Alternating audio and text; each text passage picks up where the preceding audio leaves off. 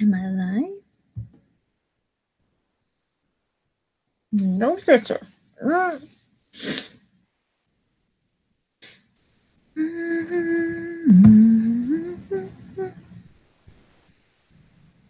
Okay. No stitch. Mute myself. All right. All right. All right. All right.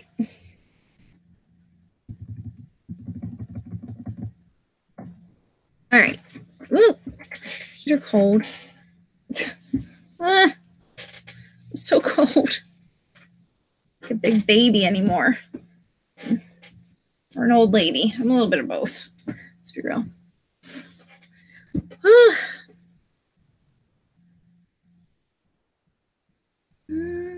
No. Whew, I almost closed out of it. That would have been bad. Whoops. Hi, Shannon. Hi. I hope there's no echo. I don't have like my my headphones. If there is, I can find a pair real quick. My like mic headphones, they broke. They're done. Gotta get a new pair. Oh boy. I'm making a mess. I don't know if you've been following my Insta stories, but just ignore all that. Oh, good. No echo. That's good. That's good. I'm rearranging everything in my office because I got 2 new shelves over there. And then I slid those 2 like closer together. And you can tell how crooked my floor is by like the tilt. So everything in here needed to be like rearranged. And oh, it's a process. Oh, it's all right. I'll just buy a new set. I think they were on clearance when I bought them. No big deal. I'm pretty sure they were only like $7 or something. I hope that light is really bright today. I don't want to tilt it down more because you'll see more junk. Yeah, I got two more of like these type, just black bookshelves. Although you can tell, wait, how do my, there. The shelves are a different color. Because I like used extra shelves from different bookshelves, if that makes any sense. We didn't have to order shelves, but they're just there temporarily because I moved everything. I moved those 2 over and I had to move books and everything's a mess. Thank God I didn't move these 2 because but I got 2 big ones and then I got that tree, which is awesome. I love it so much. It's so cool. My boyfriend doesn't think that it's really cool. I think it's really cool. Oh, the shelves? Good. Everything's a mess in here right now. It's like, oh, it's a disaster. The light is like bright. Oh, it's driving me nuts. I like tilt it down. That's a little bit better. No, not really. Oh my goodness. Nope, that's not better at all. I'll just keep my head in front of it. It's like extra bright today. Oh, there we go. I'm situated. Yeah, it was really weird to put together. Like the instructions are really vague, but I'm good at putting together furniture. Usually I say as like, look, this is like, see if you can see, but right there, that shelf, see how that's like upside down and it's supposed to be black. And it's the wrong side. It's like an eyesore. It bothers me so much. And it's like one of my main bookshelves, but I'm not going to take the whole thing apart just to fix it. As much as I want to. Not going to. I should just spray paint it black. But yeah, the tree was weird to put together. It was really, the instructions were like step 3, and it was just like put all the shelves together. Like I'm like, okay, that's vague, but okay, I'll figure it out. And I did. It looks really cool. No, it's the top shelf there, because the top shelf, these are really cheap bookshelves. But the top shelf and the bottom shelf are the exact same shelf, but it's supposed to be flipped the other way. But I don't know what I was thinking when I put that one together, because I put together so many of these bookshelves. I must have been like in a daze and just wanted to go to sleep. But that one's been like that for forever, and it's gonna stay like that because I just can't. Don't have the energy. Yeah. Then I'd have to take it outside though, and take it off the wall, and well, what I should do is buy like black like cardstock or something, and or like poster board or something, and just cut it to shape and stick it there. That'd be even easier. Anyway, tangent about my messy room. We're here to talk about Slippery Slope. Oh my goodness. Oh yeah, that's true. I can do that. Oh, I can't wait for spring. But anyway, what was I saying? Slippery Slope. Oh my god, I forgot how much I loved this one. This is so much fun. I had such a blast. Such a blast. I still have a post-it note on the back from Grinchathon. Oh. But oh my goodness. What did you think of it? I think it's so good. Oh, I'm like, can't get comfortable today. What is going on?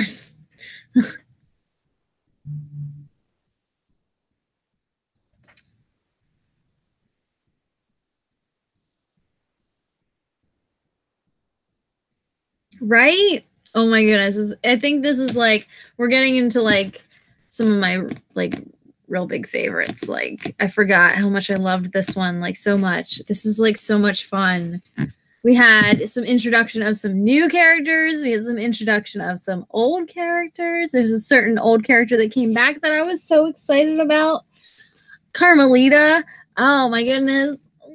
I'm so excited about her coming back. I completely forgot that she came back. Completely forgot. I don't know how I did, but I did. And oh, so great. I know. So many surprises and people reveals and oh my goodness, it's so exciting. And then you have the Quigley triplet, and then you have the other like villains that are coming in. Like I love this one.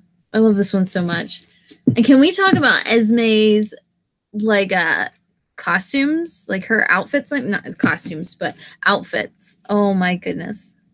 Like, I'm so excited to watch the episode of Slippery Slope because I need to see that flame outfit. I saw like a teaser of what it looks like, but I need to see it like in action.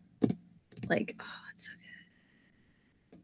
Yeah, cake sniffers. The second I heard that, I'm like, oh yes, I forgot Carmelita comes back. I'm so excited. Oh my goodness. She's such a great like villain, and she just fits with Olaf and Esme. Like, they fit together so well. So well. Oh my goodness, like legit could be their kid. She's just as evil.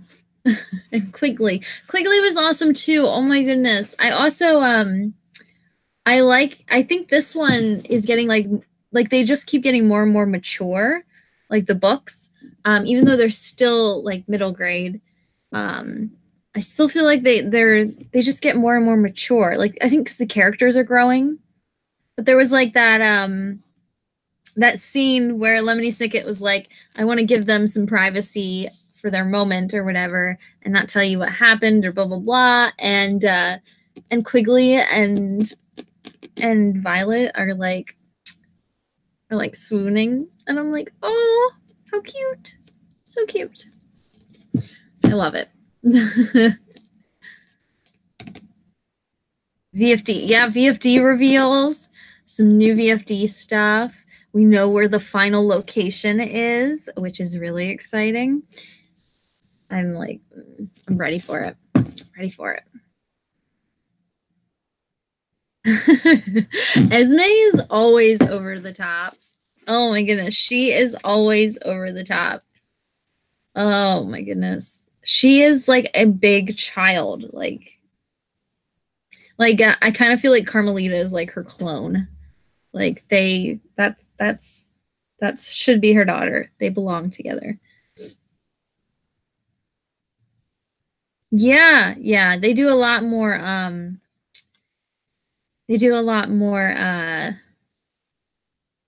like what am I trying to say? They're becoming volunteers, like basically without becoming volunteers. Like all the stuff that they're like learning about, they're doing. And I like that I like the whole that they're secretly being trained, like they were secretly being trained like the whole time to be volunteers, kind of.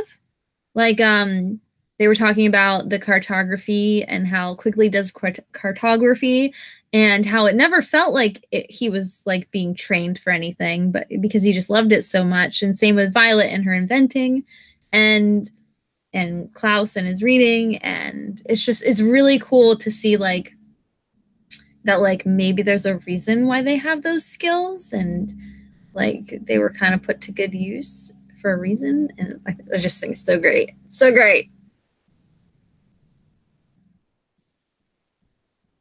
Mm-hmm. Carmelita and Esme, they are a duo. They're amazing. They belong together. I saw some shots of the like pictures from the show of the those two actresses, the Carmelita and Esme's actress, of them together, and they just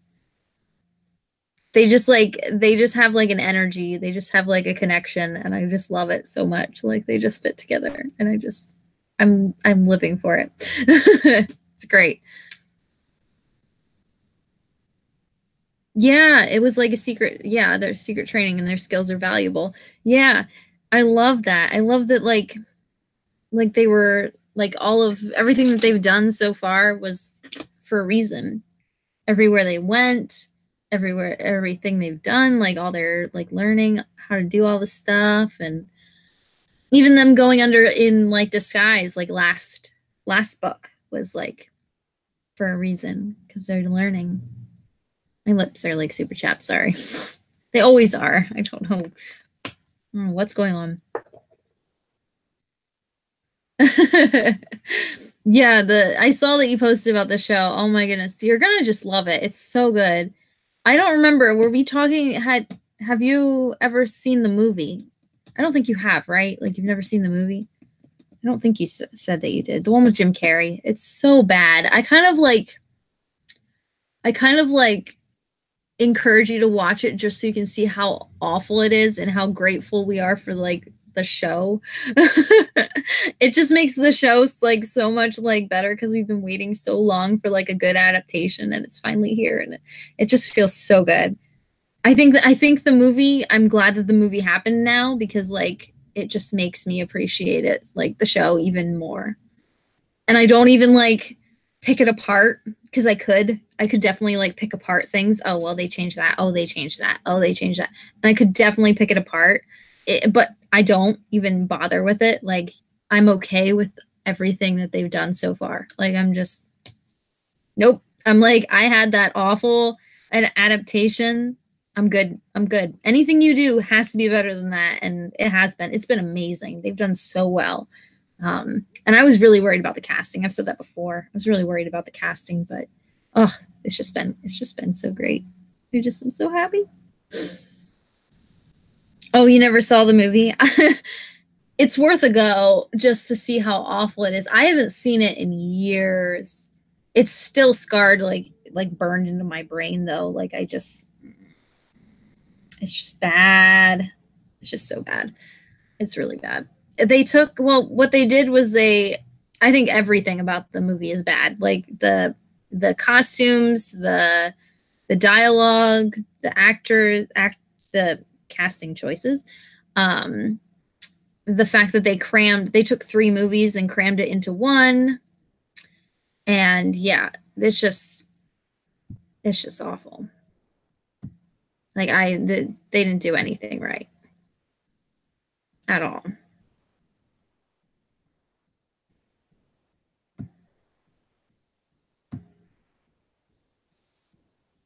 But yeah, they were just oh, that adaptation is awful. But the show is so great. It's so great.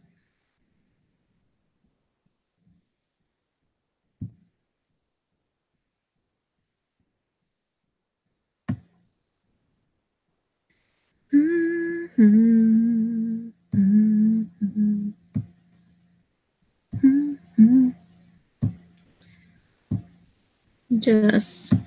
do this.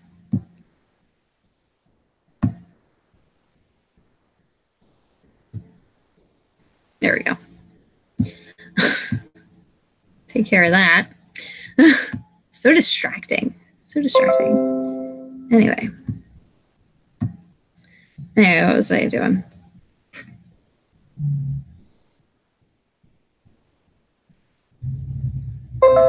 Shh.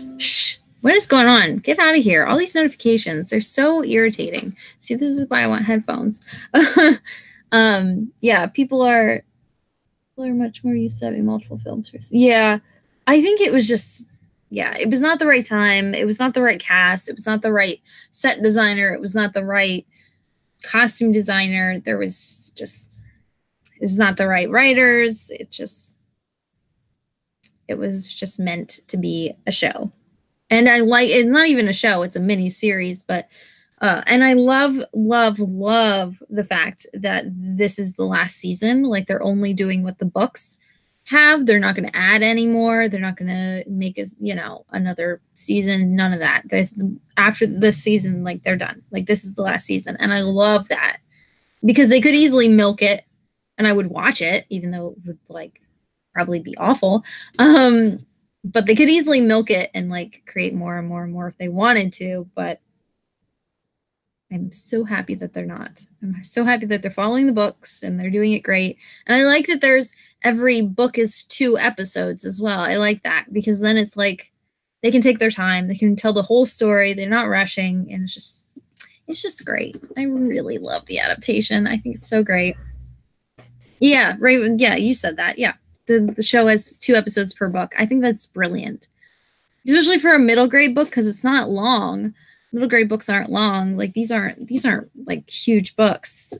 I mean, a lot happens in there, but they're not huge books. So I think 2 episodes is perfect. Just perfect. Yeah, I know. Oh my goodness. I remember when they announced it that they were doing the adaptation and I'm like, no. Immediately I'm like, no, please don't. Please just don't. You killed it once. Just don't do it again. And yeah, and then I found out that Neil Patrick Harris was playing Count Olaf and I'm like, nope. I'm like, come on. No, let's not. And then he made the perfect Count Olaf and I was so happy and proved me wrong and I'm so proud.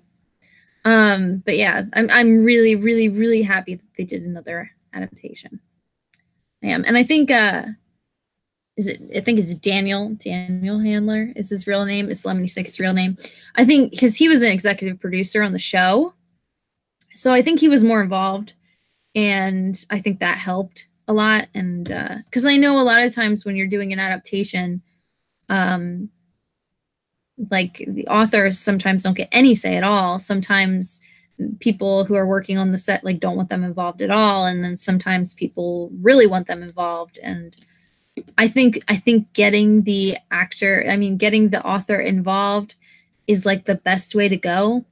Like they created this world, so why would you not want to get them involved in like the adaptation? I think it shows that like the more you get an author involved, the better the adaptation ends up being. Like I don't know.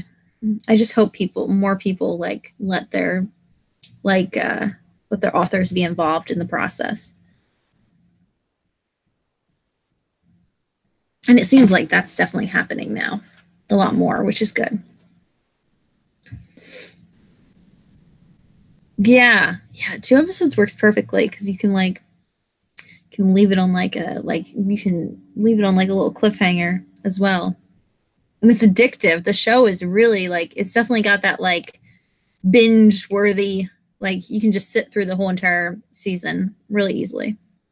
I haven't started this season yet. I'm going to watch Slippery Slope probably either tonight or tomorrow. I don't know. I'm reorganizing my bookshelf. So I've been avoiding TV besides watching the Golden Girls while I reorganize my bookshelves.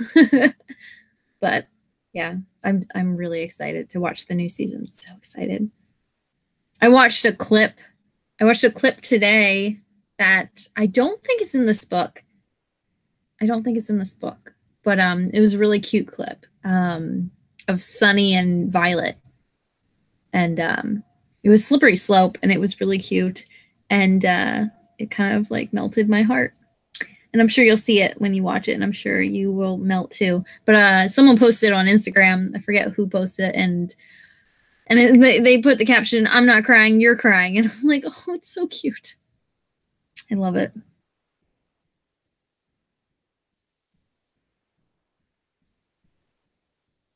Yeah, yeah,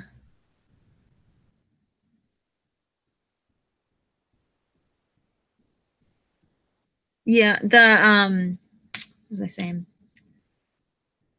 Yeah, I love seeing like the world come to life. Especially I think they did a much the set designers took their time with this. I feel like everyone truly loves the series that like was a part of it. Like I feel like everyone on set cared, like the set designers and the costume department, and I just feel like everyone really cared. And I'm so like I don't even design clothes, but I'm so jealous of the costume designer for having Esme. Like I'm so jealous because that character has got to be so much fun designing outfits for. Like I've seen some of the outfits for the episodes coming up, and I'm like losing my mind. It's so cool. Like she is such a fun person to design for. Oh my goodness. It's just got to be a blast because there's like always a new challenge, and it's got to be a really exciting job. Yeah, Sunny is like that's one of the things I wanted to talk about with Sunny and how she's growing up. Like it is like we're watching her grow like before our eyes, and she's becoming more and more independent. She's coming into her own. She's discovering her own skills, which is cooking. I'm just so excited about like she's cooking. Like she's a little chef, and I want to eat Sunny's food. I'm sure it's fantastic and just amazing and better than anything I could cook. What are you doing, Bane? Bane is in here. He's checking out the bookshelves. I got stuff. I got him a cat tree for Christmas. Well, a little belated Christmas gift, and he is like obsessed with it. He loves it. He's like checking everything out. He's like, why is everything moved around, Mom? It's a mess in here. Clean it.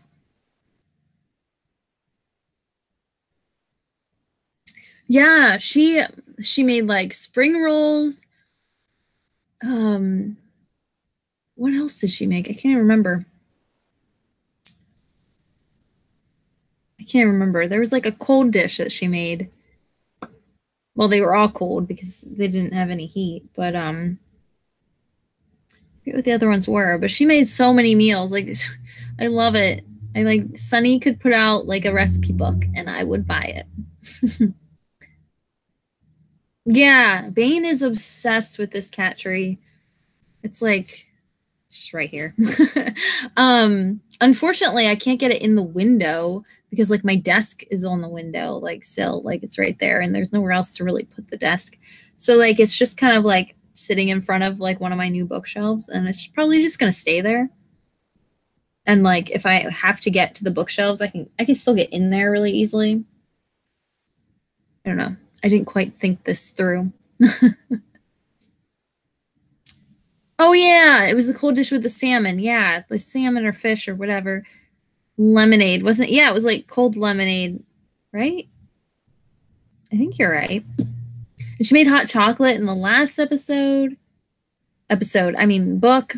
You got me saying episode now. Episode, book, whatever, same difference. Um, yeah, she's so cute. Oh my goodness. And she's saying more words. She's like making her own decisions, and she's just like, oh my goodness, that scene where she's like, I'm not a baby. My heart, like I almost cried.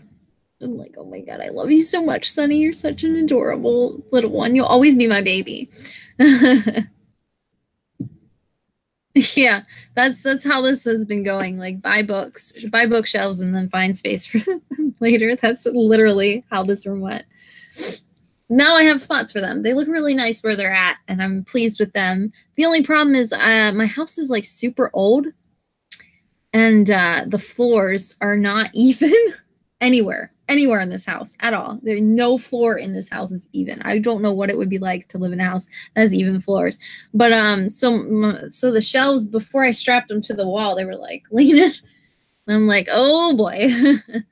So hopefully they stay onto the wall. Hopefully, and we'll see. I think I don't even like book wise. I think that the stuff over here is going to be at least one TBR shelf, at least one, and then something else over there. I'm not sure yet.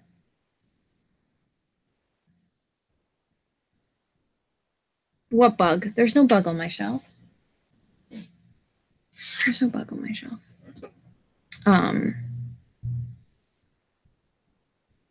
Yeah, uneven floors are ridiculous. Anyway, yeah. Yeah, that's what she said. She's like, I'm not a baby. Sunny is always like the hero. I always feel like Sunny's like the best character. Like she made the decision to stay behind and everything. So I just love her so much. She's like the real hero of the stories. And I think that's so great. I'm just so happy that she's growing up and she's getting so big and she's so cute. She's the only baby that I like. If I had a child and she was like Sunny, maybe not chewing on things the way Sunny does and have super sharp teeth, but I'd be happy to have Sunny as a kid. I would adopt these kids so fast. It's ridiculous.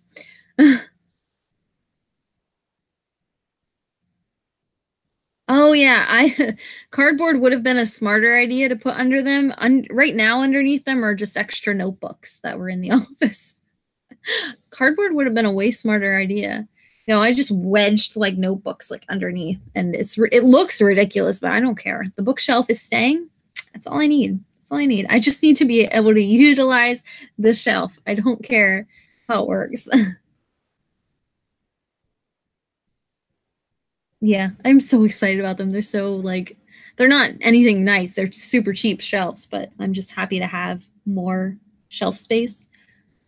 My boyfriend is not. Josh is not happy about the shelf space, but I am.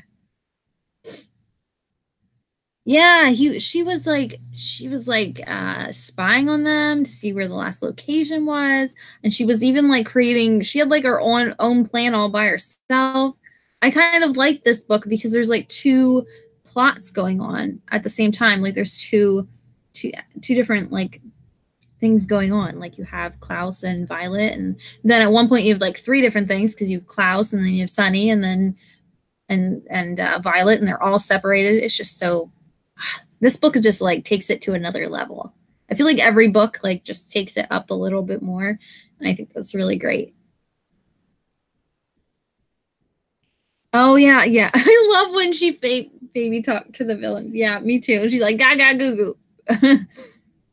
Which probably means you don't know what I'm saying anyway, so I'm gonna pretend to speak baby or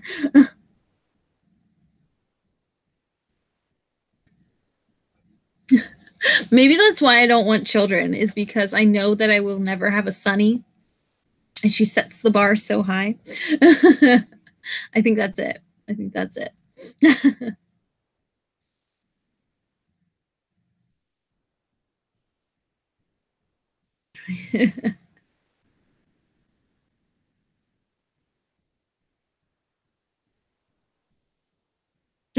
The bookshelves. Yeah. I've been I can slap them together so easily. Like it's just I could do it in my sleep. I don't need the instructions anymore. Like these bookshelves because I have 1, 2, 3, 4, 5. Wait. 3, 4, 5. Now I have 7. And then two downstairs for movies. 2.5. There's like a short one downstairs as well. I don't remember why I bought the short one.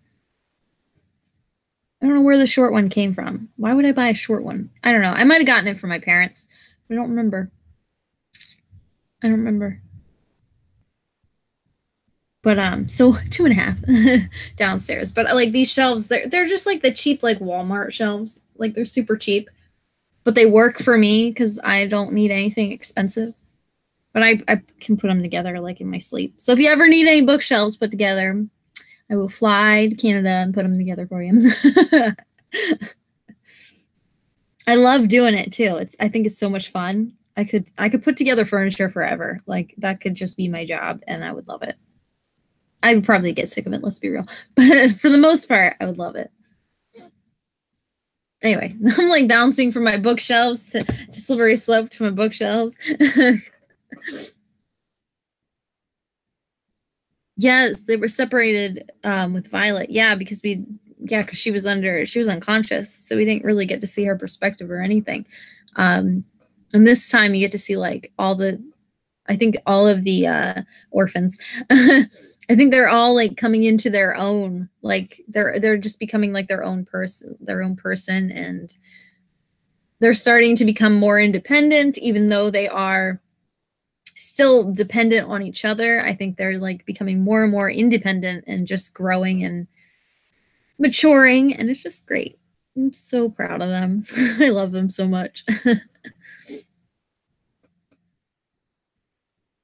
I only have 3 bookshelves and they are way full. Yeah, I couldn't do 3. I'd be dead. Oh my goodness. Yeah, I have like a lot of rearranging to do, and it's gonna be fun. It's gonna be fun. So much.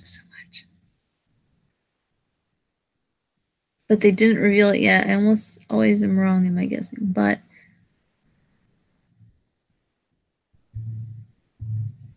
oh.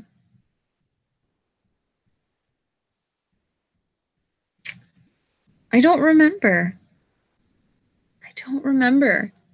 Maybe. I honestly don't remember what happens at all.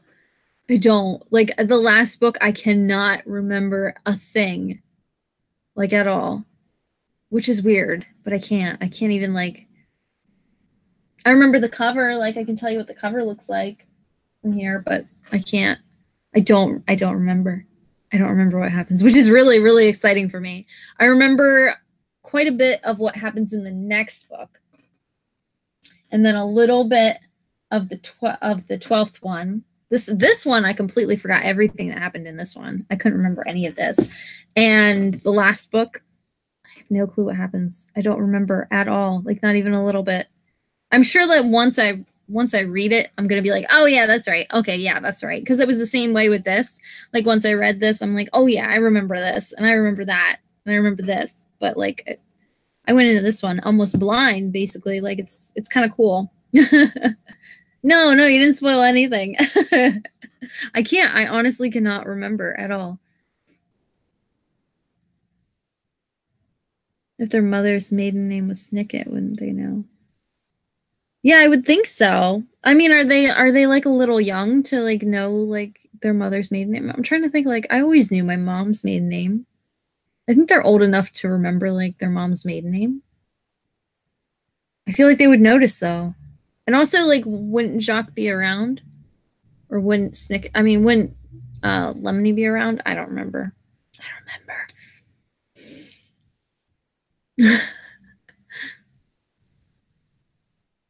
I don't think I've guessed anything right.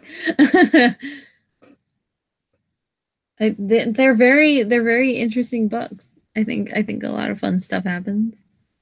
It's so exciting. But no, I can't. I literally cannot remember. I think I remember the last cover. Inch closer. I think I do. I don't want to spoil the last cover in case you haven't seen it, so I'm just gonna look myself. Yeah. Oh, I'm so excited. Yep, I remember that cover. And I remember this one. The second to last one is really exciting. Oh my goodness. Okay.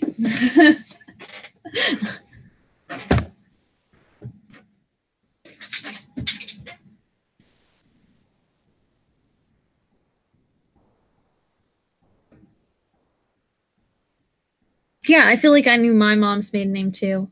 Mostly because we'd make fun of it because it was Hubler. Hubler, which is a weird name. I don't know. It's just fun to say when you're a kid. They had a verbal something fridge. Oh, yeah. I absolutely love all of the VFD references. Like I just love that everything's like named VFD. If you follow the which I wouldn't because I don't want to, to get spoilers for you. But the after you watch the show, if you follow the show on Instagram, they like they'll comment and the fan, there's like a fan site that does the same thing. They comment and every like comment was like, or every post that they were making was like for the new season was like very dreadful villain or I mean very very frightful disguise or stuff like that. Like it was just like VFD. Like I just think that's so much fun.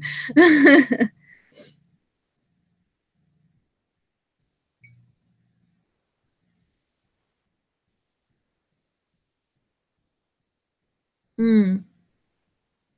So you have seen the covers. Yeah, the last book it's a chunker. It's a chunky one. It's like, how many pages is this? I just love these. Like the end pages are really pretty in like the hardcovers. At least this edition of the hardcovers.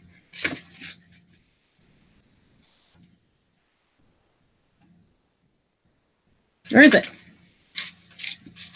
No, I don't want that. What am I looking for? The page count. I already forgot.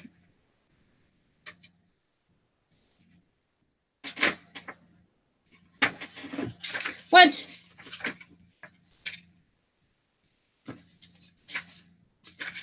Oh, there's like, okay. I can't. 300 and something pages. 300 and something. Because there's something that happens in the end of this book that I don't want to spoil. The end of the end.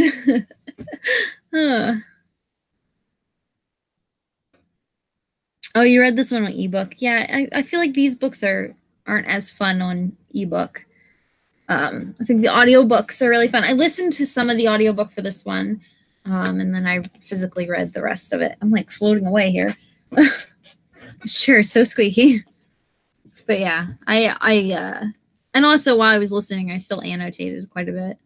There were some great quotes in this one. Yeah. Yeah. It's weird to see like the size of like the books in comparison. Like bad beginning. Like like yeah, it's like two of that one. It's a chunky book. So much fun. So excited. So excited. I do own the next three books I do, or the last three. I do own on I have them on audio cassette. The end is on CD, but I do have cassette. I have cassette of the Grim Grotto and I can't say that word. the other one, the 12. Let's just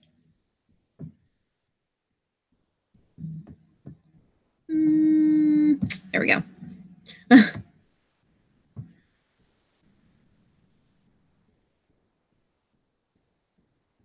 Oh yeah, are they still doing that like post-strike stuff?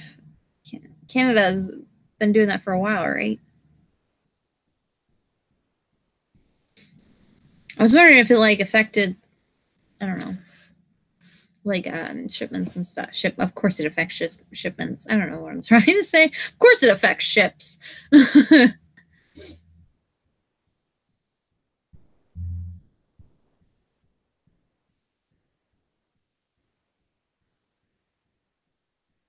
Yeah, they're cassettes. Yeah, they're pretty cool. They're actually from, they were from a library.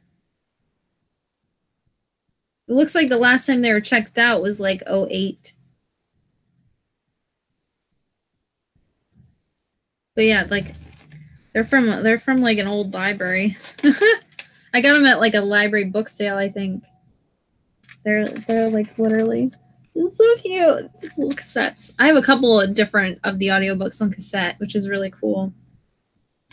I think they just got rid of them because who the heck listens to cassette anymore? But I have a cassette player, so I listen to it. But this is just like, it's kind of cool to see like the little like due dates and stuff. It's pretty cool. It's really neat. But I have the Vile Village, the Austere Academy, Grim Grotto, and the Petulant Peril. The 12th book. All in cassette. I think I have one more. Oh yeah, I also have the Ersatz Elevator as well, I think, on cassette. Yeah, this one only has 3. This is from a way different library. This one I got on paperback swap. Someone had it for 10 cents at a yard sale. This originally sold for $20 US, $29.95 Canadian. Cassettes. It's like crazy. Crazy. Pendulum. Pendulum. I can't say that word. I cannot say that word. I feel like I'm a fake fan because I can't say it. Oh, they were later just headed back to work. But yes, it makes things take longer and stuff. That's a shame. I feel like our like postmen are like way overworked in the holidays. Like I follow someone. I forget. I follow someone on Instagram that's like I know personally, but like, well, I've met him. I don't say I'm friends with him, but I've met him, and he's a postman now. I think he's always posting about like all the holiday stuff and everything. But they get paid at least here. I don't know if it's different in Canada, but they get paid like damn good money. Like being a postman is damn good money. And to get to be outside. I mean, even in the wintertime, I think I'd be okay with being outside. Like I'm inside all day, like with work. So like, I don't know. I could probably be a postman. It would probably get old really quick, but I could probably do it. But they get paid really well. They get very good benefits. Although I don't know how it affects like when like the government shuts down, like what's going on right now. I don't know if that like affects any of their bonuses or any of that stuff or their payment, their money or anything. I don't know anything about that, but you would think that it would because the government shut down, but I think it's only like a minor shutdown. I don't think it's like a full shutdown because Trump is being a big baby and he's just, that's a whole nother story. Anyway. Yeah, those are really cool. I was really excited to find them. A couple of the cassettes like my dad got me, and a couple of them like I got myself, like at the book sale. And then the Ersatz Elevator I got on paperback swap. I think I got the end, which is on CD. Oh boy, and I just broke it. Get that later. But the end is on CD. I think it's supposed to have, oh boy, I don't want to spoil anything with that picture, but it's supposed to have like a sleeve on the outside, like for this to go into, but never had it. But this is really cool though. It's really cool. Oh, I don't want to spoil it by seeing the cover. But yeah, this one's got 5 CDs. 5 CDs. Oof. It is bigger. Oh, and I also have the Reptile Room on CD too. Oh my goodness. I'm going to have this like destroyed before this live show is over. Just put it there for now.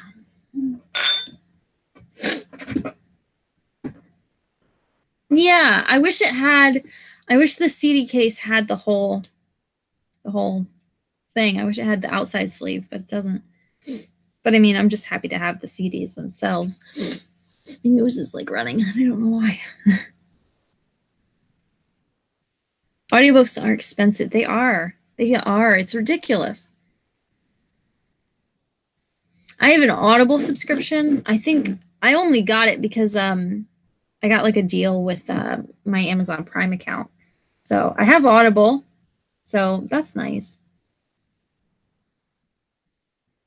But if I'm listening to like the audiobooks for the series of first events and I don't own it, then I'll just Google it. YouTube has them like all on here somewhere, so which is really cool. So just a little behind little what am I trying to say? Tip? I don't know what it's saying.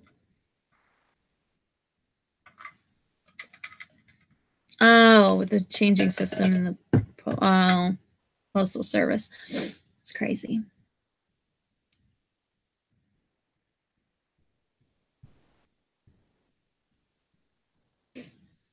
Oh yeah, the government, that's a whole nother tangent.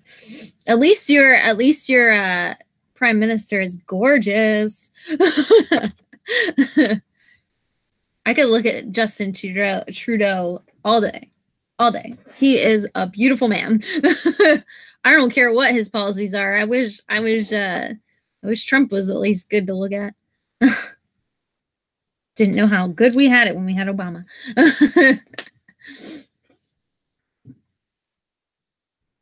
Chapter 2, the narrator actually indicates that they will be reunited with Sunny and comes down the mountain to learn the secret of Verbal Fridge. Yes. Yeah. That was like I read that, and I think I even wrote like in the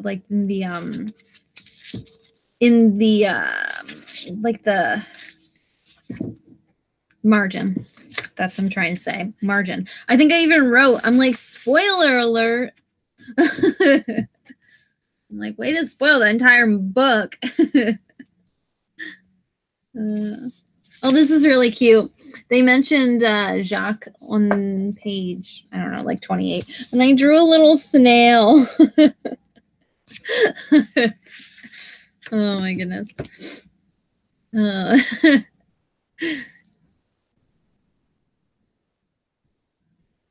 Yeah, usually that's like the first time we've gotten like it's all right. Like, don't worry, don't stress. Like, they're all gonna be together soon. Like, it's like spoiler alert.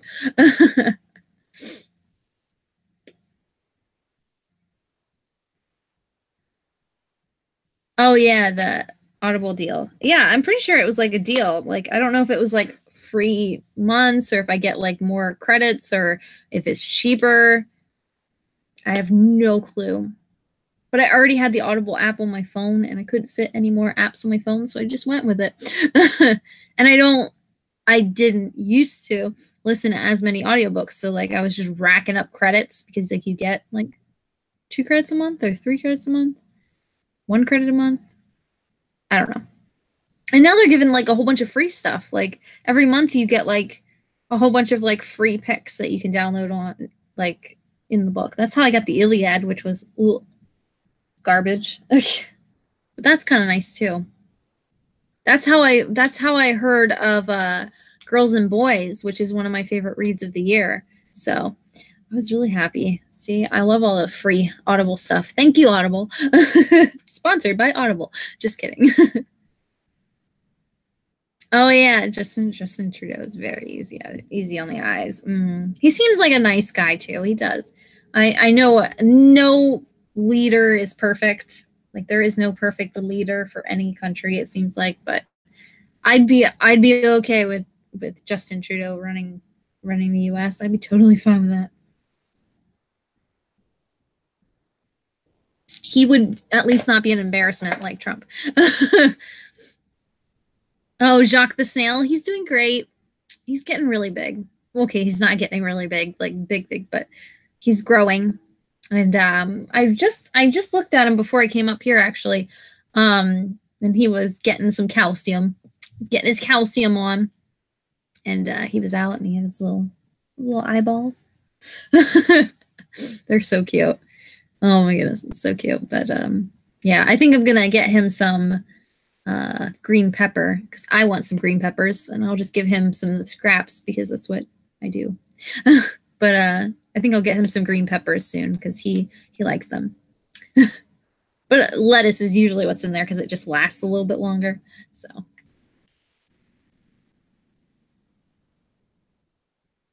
Oh yeah, yeah. That they're gonna be together. Yeah. I don't think it does that with any other like of the books. I think it's usually like, don't read ahead. Stop. Everything's gonna be awful.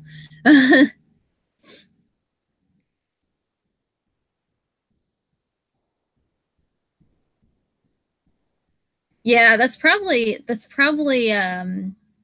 why Audible is doing that, like all the free stuff. And they do have like Audible exclusives as well, like the Dracula audiobook that I listened to that I loved this past year was on Audible. It was like an Audible exclusive book. Like it was only available there. Like it was narrated by certain people.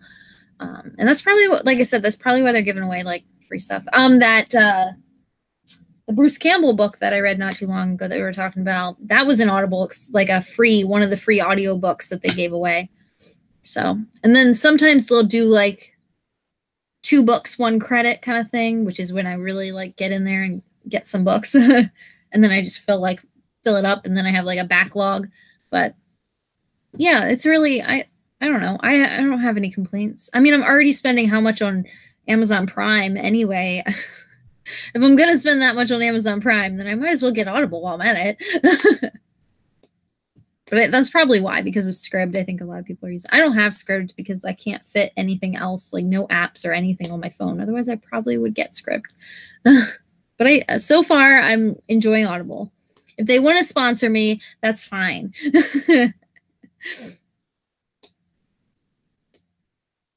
Yeah, Jacques is very well. Jacques is very well. He's great.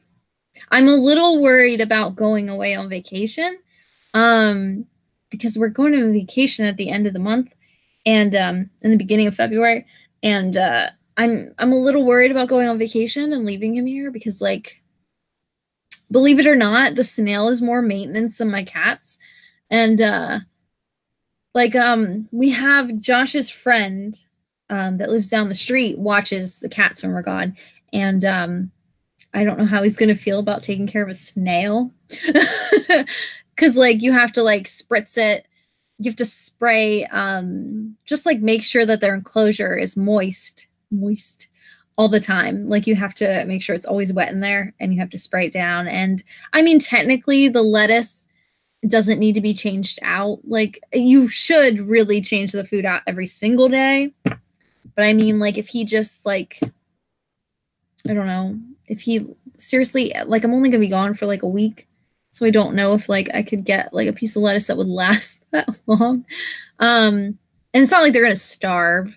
Like, they won't starve. They'll be fine. They're snails. Like, they don't eat that much because they are really small. But oh yeah, because I do have, I didn't mention this, but I do have 2 other babies that I found in that same plant, but I have them separated, and they're not as important as Jacques to me as is to me right now, because he's like the main snail, and the other ones are just little tiny ones. But yeah, like I just worry. The biggest thing is making sure that their enclosure is moist. That's it. Like, they just need to be wet because otherwise they'll dry out and he will die, and I don't want that to happen, obviously. Like, I love him too much.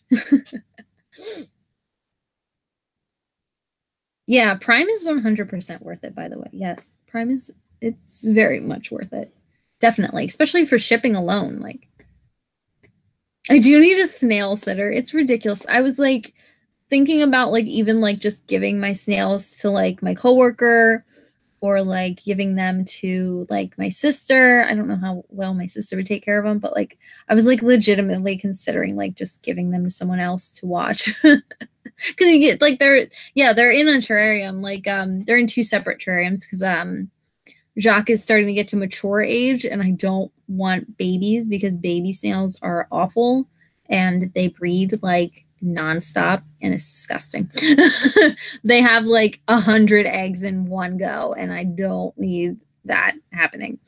But yeah, they're They're cute though. Yeah, there's two other snails. There's like one that is like up the size of like a pinhead. Like he is small. He almost lost him once. It was awful. I was like so scared that I lost him because he's like so tiny in that little big like even the closure's only like this. It's just like a little terrarium thing. And it's ridiculous. Jacques is definitely the priority. He is. The other ones I don't even like. I didn't never officially even named them. They were the same size, and then one is growing and one is just staying the same size right now. So one like, and then the other one. But Jacques is the biggest, and he's like the best. He's so cute. I just love him so much. Yeah, I don't know. Like a mini humidifier or something. I don't know. I don't know. I'm sure they'll be okay. I won't be gone that long. And also, like, we're going to turn off the heat when we go. The cats will be fine because they got fur. And they're inside, so it's not going to get that cold. But, I don't know.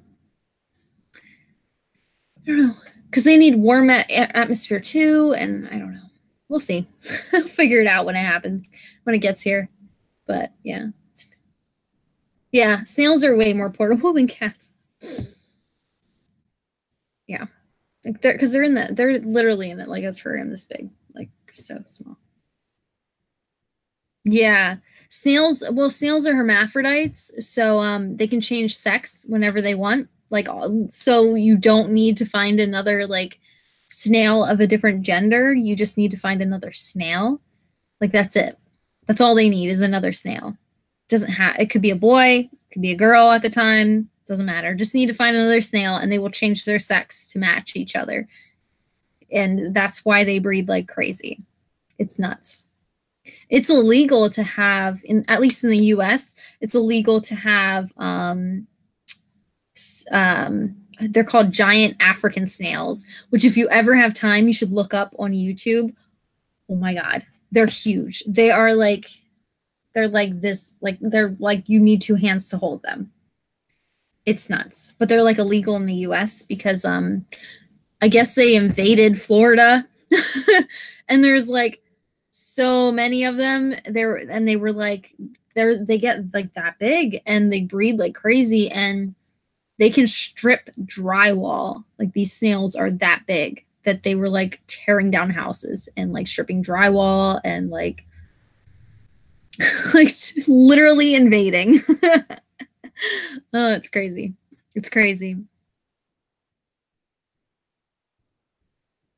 Learning about snail life. I know, tangent about my snails. Yeah. I didn't know any of this. I didn't know any of this at all before I got Jacques. And now I'm like learning so much about snails. Like it's crazy. That'd be quite the snail situation. Yeah. It's nuts. Oh my goodness. They're so interesting. I'm like obsessed now. Like I just want to keep learning more and more. They're easy to take care of. Like they don't require much work, but like also like going away on vacation, I'm just worried that their enclosure is going to dry out or something. I don't know. I just worry.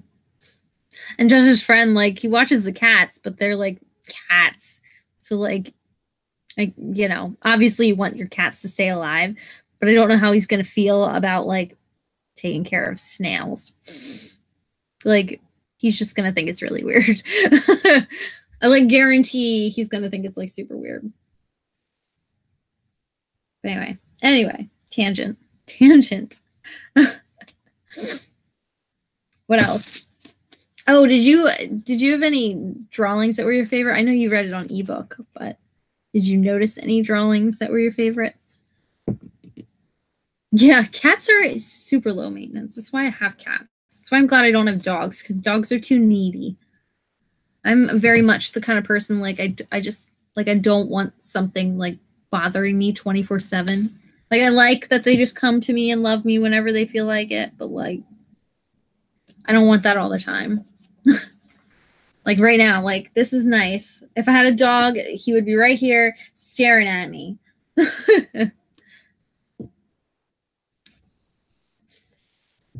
Esme's dress. Oh yeah. Oh, which one was that? Chapter 12. This was back. Can't remember what my favorite was. I marked it. Well, I like chapter 13 with the eagles. That's pretty cool. Oh, yes, I did. I wrote that. I wrote right here. I'm like, ooh, that dress, though. Yeah. It's so cool. Oh, it's so great.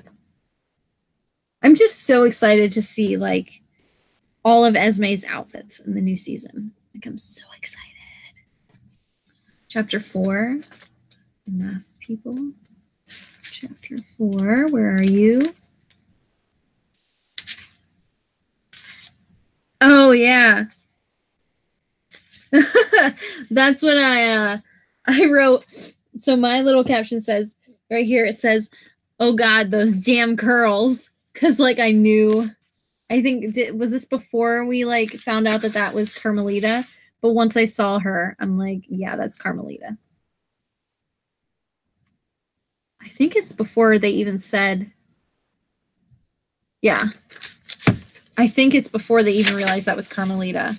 But once I saw those curls, I'm like, oh yeah, that's right. Carmelita comes back. Think.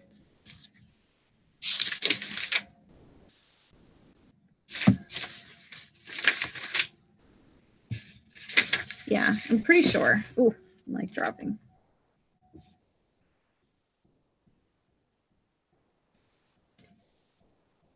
Yeah, the birds. I really like the birds. Whoa. Oh, that's you. Hi, Bane. I'm like, what is happening? Why is stuff moving? Bane's rubbing against everything. Hey, buddy. Yeah, the birds were really cool. I think the snow gnats might be one of my favorites. Yeah, I like the snow gnats one. Yeah, and I like that the chapter heading is the snow ants, the snow gnats. Oh, so speaking of which, I learned two things in this book, because there's a lot of times I'll read the series of unfortunate events and I'll like search a couple things. Like, will you stop it? You're making noise. You're cute. I get it. Why don't you lay down? Pain. Sometimes I'll search things to see if like it's really true. Like that devil's tongue knot or something isn't a real knot. Like that's just something they made up for the books.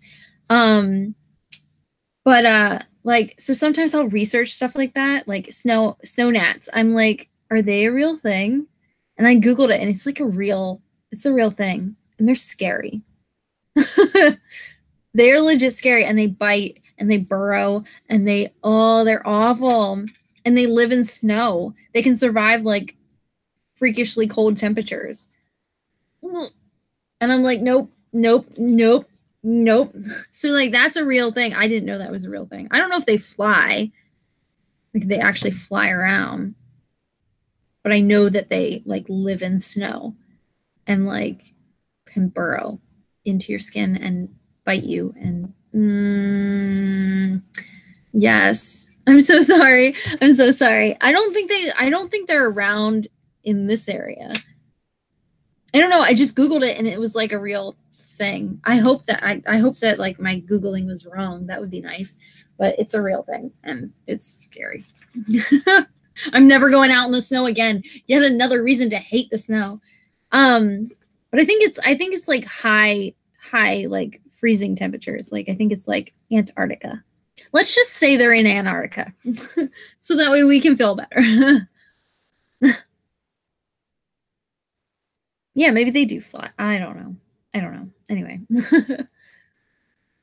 Yeah, Carmelita was such a character. Oh my goodness. Yeah. Oh yeah. Hey, cake sniffers. Yeah. I knew that she was coming back. So great. What are you doing? Are you dead? He's just like sprawled out on the floor, just like staring at nothing. Oh my goodness. Anyway. Yeah, it's hard to tell what's real thing. So I do Google some things here and there to see, like, stay out of lakes, caves with frozen lakes. Yes. Oh my goodness. Always wear a mask when you go outside. And also, another thing I looked up was the devil's tongue. That's the knot that I was talking about that isn't real.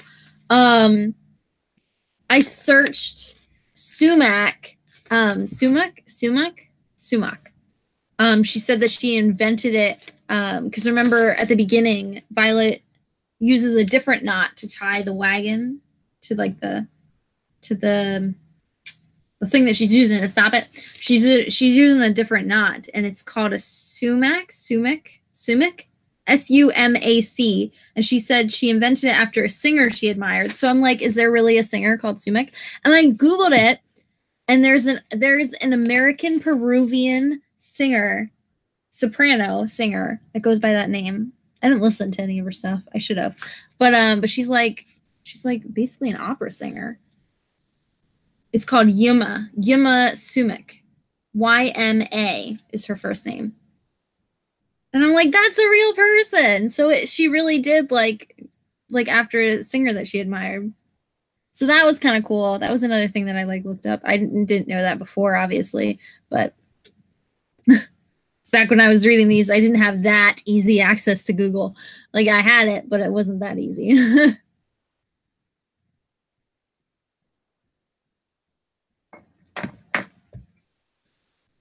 Yes, the coded discussions in the cave with the VFD acronym. Oh my goodness, I loved that. That was really cool too. Yeah, and we're just like that whole scene was really neat because we're like trying to figure out who is this person like in this mask, like, and can we trust them? Like, you know, because a lot of times Violet and Klaus, they're too trustworthy sometimes, and it's just like y'all are too trustworthy. Just stop. Yeah, she's Sumac is a real singer. Yeah, she's Yuma Sumac, YMA, and she's an American Peruvian singer. She's from Peru, but she's American. I think I don't know if she like was born here or if she just moved here. I don't know, but yeah, that was pretty cool. She's like famous. She's like a famous singer, and I had no clue. Opera singer or soprano, or she sings that kind of music, classical music. I'm not sure.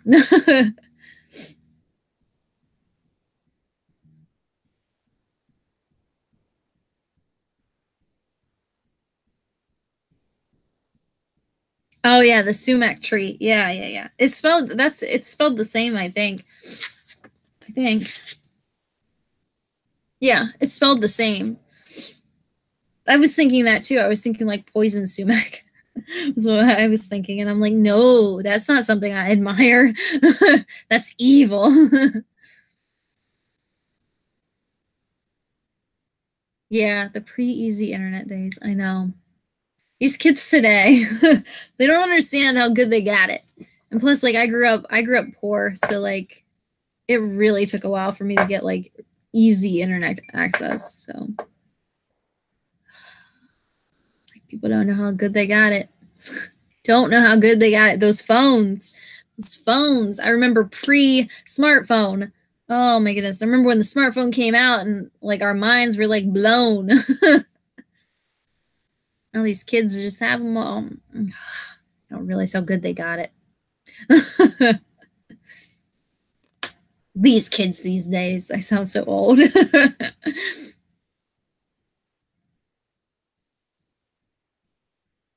I know.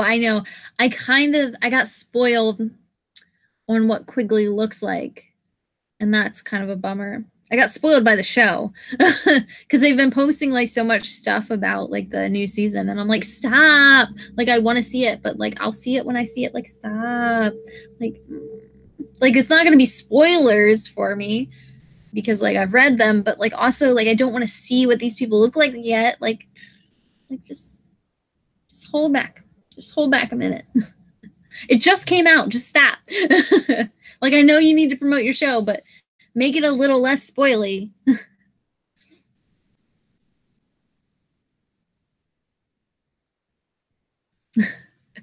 Yeah, they don't have any idea. Yeah. Pre-internet. I remember pre-internet too.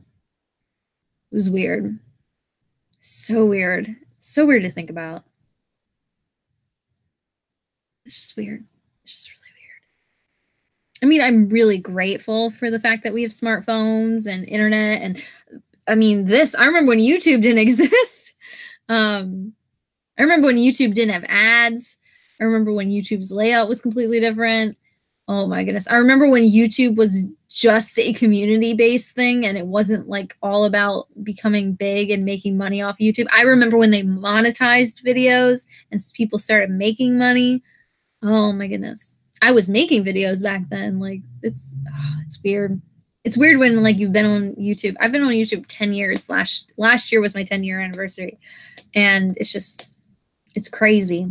It's crazy how much it has changed. It's just weird.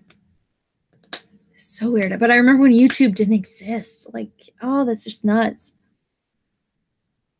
Like, it's just crazy. It's crazy. But I'm grateful for it. But it's just weird to think about. Kids really don't realize, like, a lot of people kids that grew up in this age, like, they really don't realize how good they've got it. Like, it's amazing. Literally anything at your fingertips. It's crazy. Yeah.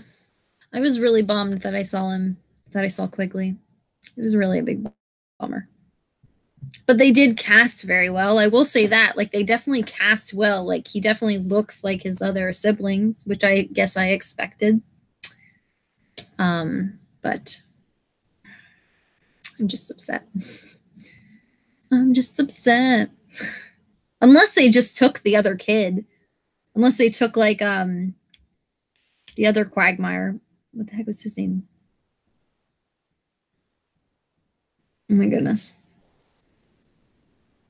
What's his name? Wow, I can't remember the other Quagmire, the other guy, unless they just cast the same guy and I didn't notice, because that could be a very real possibility, because I haven't seen like the other season of the show in a long time.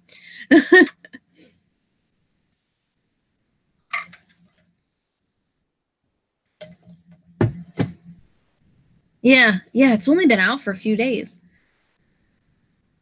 10 years. Yeah, 10 years. 10 years on YouTube. 10 years. It's crazy. So weird. It doesn't feel like I've been on YouTube for 10 years, but it also does at the same time. Like, I've seen so much like happen. And like my channel never really grew or took off or anything, because like I don't take it seriously. I think if I did and I like promoted myself more and I really shoved myself in people's faces and was like, subscribe, comment, blah, blah, blah. And if I would have found like my niche quicker, like where I really fit in, which is definitely, I feel like very much happy with BookTube, but it took me years and years and years to find BookTube. But I feel like if I would have like found this kind of community sooner, yeah, maybe it would be a bigger channel, but I don't care. Like, I don't even know if I want the channel to be bigger. Like, I'm kind of happy. Like, sometimes, like, I kind of feel like I'm from a different mentality of YouTube too. Like, I feel weird because like I feel like so many people start YouTube channels to get big and to make money off of it, or to like grow their channel, and they actually care about their analytics and they look at their analytics all the time, and they promote their channel all the time and really push it and subscribe, comment, blah, blah, blah, blah, all that stuff. And they're very much like in your face. But like when I started YouTube, it was just like a community. Like it's like subscribe if you want to, whatever. But like it wasn't as serious. And now I think it's so serious. Like, and I don't have that mentality. Like, I literally don't care. Like, I was looking at my subscriber count the other day because, like, my channel, it's really funny. When I stop making videos for, like, a while, like, if I take little breaks, which does happen, like, with school, like, I got really busy with finals week there, and I wasn't uploading as much. When that happens, my channel, like, gets way more subscribers. And then, like, which is so weird. It's like people don't want me to make videos. It's like that's why they subscribe. But no, I like looked at my subscriber count like randomly because I'm like, because every couple days I would get like a new subscriber. Like I get the notification on my phone and I'm like, cool, Thanks. Unless you comment, I don't know who you are. But yeah, I would like go through and then finally one day I'm like, I wonder what my subscriber count is at. And now it's at like 600 and I don't know when that happened. Cause I think I don't remember where it was at the beginning of the year last year. But I don't even think it was 400. It might have been. I don't know. But now it's like 600. I'm like, where the hell did all these people come from? And a lot of them are like dead accounts probably too, because like I've been on YouTube for so long. It's just weird. I don't know. But I don't check that stuff like very often. A lot of people do, but I don't. Or was I went on a tangent there. Yeah, YouTube is really awesome. And their changes, I mean, like every couple of years they do a new crappy change. My eye is like itchy. I don't know what's going on. Super dry or something. Every couple of years they do that. They do like another change, and then there's the whole video backlash about it. There's always video backlash about any little small change and everything and blah blah blah, and it's like, yeah, it keeps changing, whatever. I'm so like, I just don't care.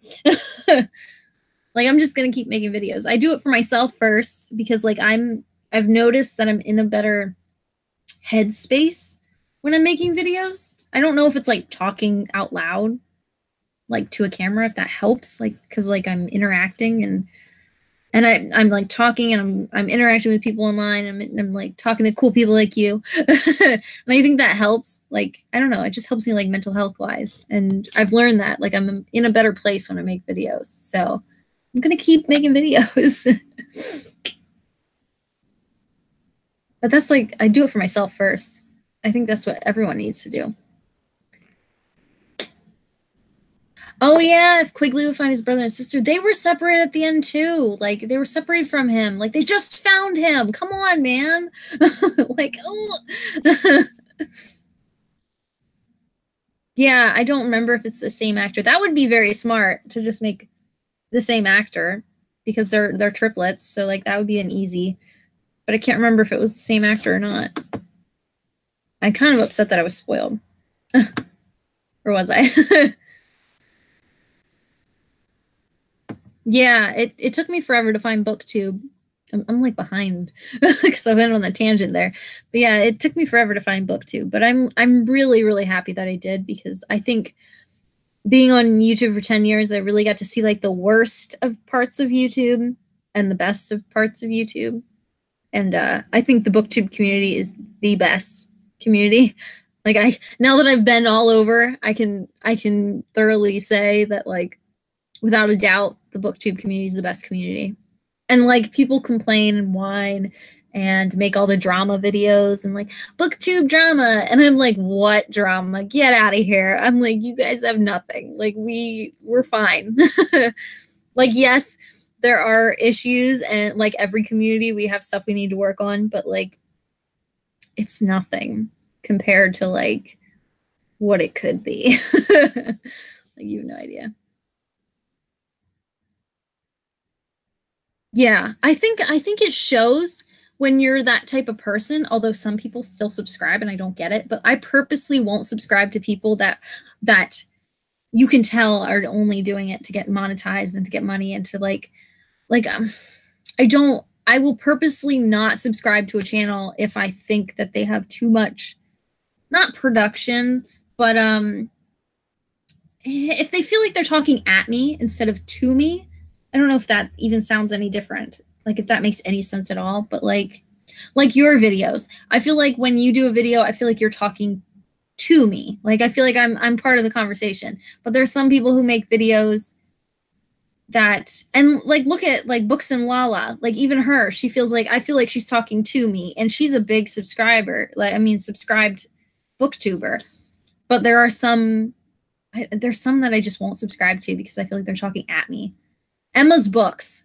I am subscribed to her and I like watching her videos sometimes, but a lot of times I feel like she's talking at me instead of to me. Like I feel like there's that disconnect.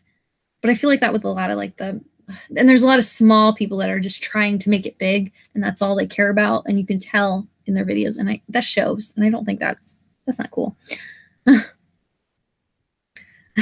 My subscriber count always grows when I'm not making videos, by the way. Always. Always. Every time. It always does. It always does.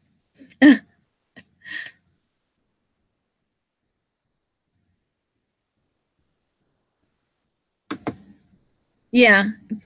Yeah, exactly. There's always so much drama on BookTube.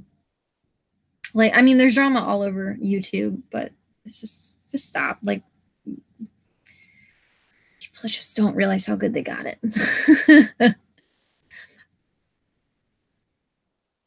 Yeah, you know, a lot of people that like make the videos, that's another thing. Like I've talked to Josh about that before. I need to put eye drops in my eye when we're done. Eye is melting. I like rubbed it and now I can't stop rubbing it. Like I got like an eyelash in it or something. But yeah, what was I saying? What was I saying? I forgot. I lost my tangent. Oh, Josh. He said before, he's like, well, what if you got a job where you couldn't make YouTube videos? Like, what if I got a job that like they didn't want me to make YouTube videos? And I'm like, I don't think I would take that kind of job. I mean, unless it's paying like a damn good amount more than what I'm making. I'm like, no, I don't. I think I'm very rebellious, first off, but second off, like I'm not the type of person that like, I don't know, like I'm going to do what I want to do if it makes me happy, and no one's going to stop it. And I won't pick a job that makes me be less of who I am. And I feel like YouTube, being on here for 10 years it's a huge part of like my life now. Like, well, okay, not huge, but it's a part of my life and I need it now. And it's just like, I like it. And I don't think I'd find like a job that was like that restrictive and that worried about like my face on the internet talking about books. But yeah, I don't think I would find a job like that. I don't know. Josh and I were talking about that once. Like he brought it up, and anyway.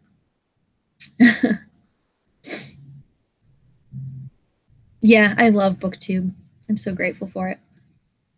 Yeah, someone talking to you instead of at you. That's that's the best way to describe it. Like, and I feel like a lot of people that are just trying to make their channel big are like that. Like, they really talk at you, and especially when you're a small channel. Like, I purposely would try to seek out smaller booktubers and smaller channels to help them, like, and encourage them to keep growing and doing it. Because you don't need to have fancy equipment. You don't need, like, I know one girl who films on her phone, and like, that's fine. Like, I don't care. I still watch it. Like, I can tell that you're being genuine. I can tell that you're like, you know, as long as I can tell that you're not like just doing it just to be famous. Although, if my YouTube channel ever skyrockets, which will never happen, ever, but if it ever does, I'm going to be very grateful, and I'm going to use that fame to get on Dancing with the Stars. That's all I want out of life. That's it. I just want to become YouTube famous just to get on Dancing with the Stars. That's all I want it for. And then I'm done. I've made it. Do you film on your phone? You can't even tell.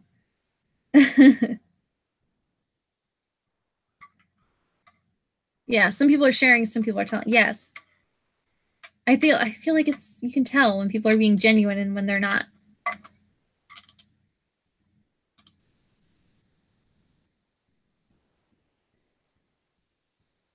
Yeah, I wouldn't take one of those I wouldn't take a job that would limit my social media presence. I don't need social media. Like, I don't need it. But I want it and I like it. And I like interacting with people, and it's like I'm very much a shut-in. Like, I work and I spend time around people all day, and the worst of the people, like the worst of the worst, I feel like. And I mean, besides Donald Trump, I'm not around him all day. Oh, poor Ivanka, or whatever her name is, Ivanka. I don't know any of their names. Anyway, all that family, poor family. But anyway, yeah, like I want to come home and I want to talk to my bookish friends, and I need it. He needs it. I'd be lost without it. Oh my goodness, I would be so depressed. I wouldn't talk to anyone else because I don't hang out with anyone. I hung out with my best friend the other day for the first time in 3 years. My best friend, first time in 3 years. That was the first time. I literally don't hang out with anyone besides Josh. So like I need this interaction. Otherwise I'll go crazy.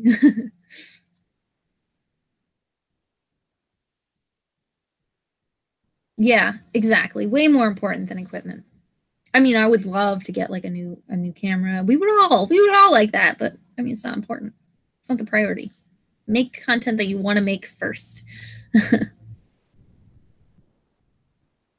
Dancing with the Stars. I want to be on Dancing with the Stars so bad. I would probably pick Sasha if I could as my partner. Because he's short and he seems really nice and kind. And I also just really, I want to meet Emma. I think Emma would be great. But I'm in love with Sharna from Dancing with the Stars. Like if I could pick a female pro to be my partner, I would. And I'd pick her because I'm in love with her. Like madly in love with her. Like I want to get on the show and then make her fall in love with me so we can be together. Because I would treat her right. Obsessed. Yeah, 3 years. 3 years that I didn't see my best friend. It's crazy. But we're still like best friends. Like we spent the day together and it was like just like no time passed at all. I love that though. That's how you know that they're a real like best friend, is if there's no awkwardness at all. Like immediately when you see each other, there's no nervousness. You're just like, hey, and it's super comfortable. You've never watched Dancing with the Stars? Oh my gosh, you'd love it. It's so much fun. Even if you don't know the celebrities, which a lot of times I don't. I'm like, who's that guy? Oh, I love it. I love Dancing with the Stars. Love it. I just like can't get enough of it. And mostly because of I'm really obsessed with Sharna. Her hair is dyed like bright red and she's a babe. I'm in love. Anyway, I went on a huge tangent there. Yeah. That's how you know it's a real friend. If you can go that long without seeing each other. And also if they don't get mad that you haven't seen each other that long, because I do realize like a lot of people are like, you're not my friend because you don't like hang out with me all the time and blah blah blah. And it's like I got a life, which I don't. But like I work all the time, and when I come home I just want to not work and I don't want to interact with people. I just want to sit and read and talk to people online. But like, and she's like totally like she gets it, and that's a real friend right there. Like the type of friend that doesn't care that you haven't seen each other for 3 years. Like they obviously they want to hang out, but like they understand that life happens. And then you hang out and everything's the same.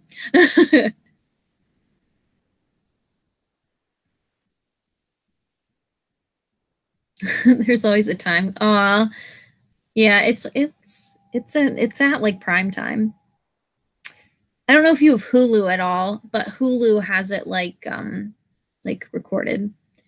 I don't know if they have this past season, probably not. Like they probably already took it off, but like Hulu will put up the new episodes like whenever, or Hulu Plus or whatever, the Hulu that you have to pay for. That Hulu.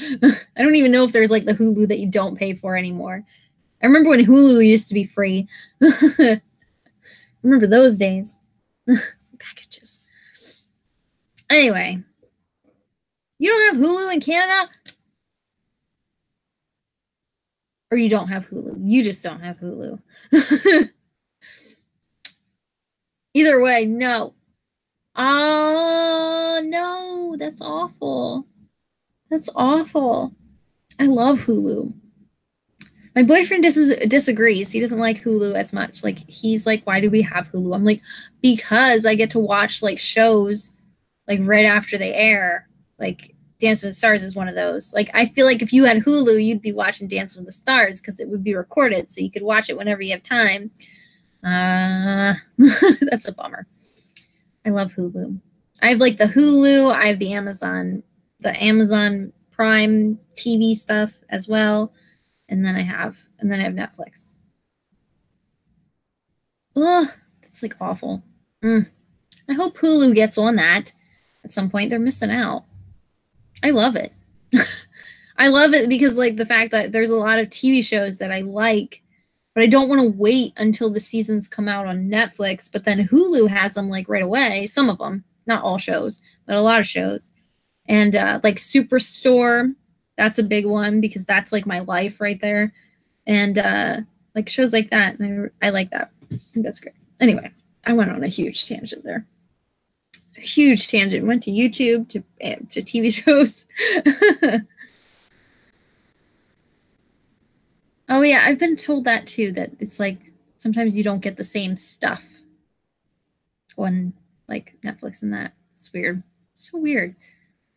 Like you think it would, why isn't it just the same? It goes back to not understanding the internet. Yeah, streaming TV. Yeah. I love my Hulu. I'd be lost without it. Yeah, I know, tangent. It always happens. Anyway. We've been here for an hour and a half. should probably see where we're at. Okay. See if there's any good quotes. Are there any quotes that you liked? Oh, another thing that I researched. Like, look at all this. Like, I researched this because I'm like, is that true? When they were talking about Stockholm syndrome, I wanted to know if that whole bank robber situation was real, and it is. But it's a little bit different than he's told it, of course, because Lemony Snicket always tells weird things. But it actually happened in 1973, and it was the first criminal event in Sweden that was covered by TV, like broadcasted on TV, like live. It was the first criminal event ever broadcasted on TV live in Sweden. And actually, only one of the hostages was friends with one of them afterwards. But a lot of the public was sympathized with the robbers. So that's why they like got the Stockholm syndrome thing from, because like a lot of people that were watching on public were sympathizing with them because it was like broadcast on TV and they're like rooting for the little guy. But I read that like where's this? Yeah, that led to the term Stockholm syndrome. And I think one of the prisoners, one of the hostages actually dated, I think, one of the robbers for a short period of time, like while he was in jail. And a lot of people like sent them like love letters and stuff when they were in jail. Yeah. So like it's a real thing, but I didn't know. I knew Stockholm syndrome was real, yeah, but I didn't know the real story either. And then like I researched this, and it is fascinating. Actually, I really recommend like looking into it. It's actually really cool. Yeah, first live broadcast. Well, the first live criminal broadcast on TV. Like it was 1973. So it was like the first criminal event that was broadcast on TV, like live TV, like happening as it happened. Like we're standing outside the building, blah, blah, blah, like that. Like that description. Oh my goodness. Yeah, I researched that. That was really cool. I really liked learning about that. See, these are educational books. Because I knew Stockholm syndrome was real, but I'm like, is that the real story? And it kind of is. It's Lemony Snicket's way. I'm trying to see if there's any other passages that I liked. There was that one that I posted, the dramatic reenaction. You're welcome. I posted that one quote. That one quote was really good. I posted that on stories.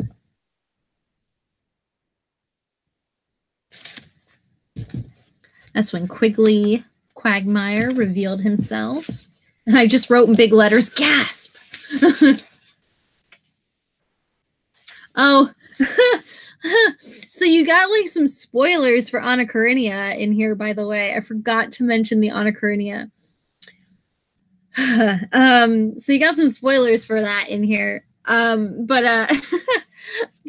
It's like the central theme to Anna Karenina was like that one password, and I'm like, and then in the margin I wrote, "You mean boredom?"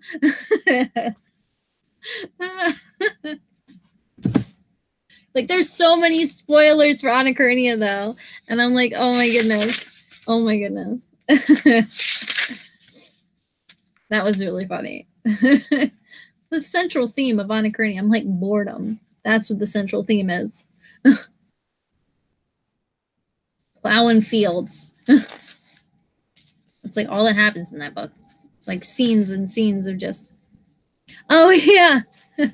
I hope so. I wanted to like warn you, but I think you were already like ahead of me page wise, and I wanted to warn you, but I couldn't. I'm like, oh, I think she already read that section. Yeah, there were some spoilers. like major spoilers for Anna Karenina, which they shouldn't have done, because like the kids obviously haven't read it yet. Like if you're reading this, you obviously haven't read it like as a kid. So like, although there is a scene where Esme is like talking about, oh yeah, right here. She's talking about she's like, many years ago, I was supposed to waste my entire summer reading Anna Karenina, but I knew that silly book would never help me, so I threw it into the fireplace. And in the margin, I wrote, but I mean, it belongs there, so I'm with her on this one.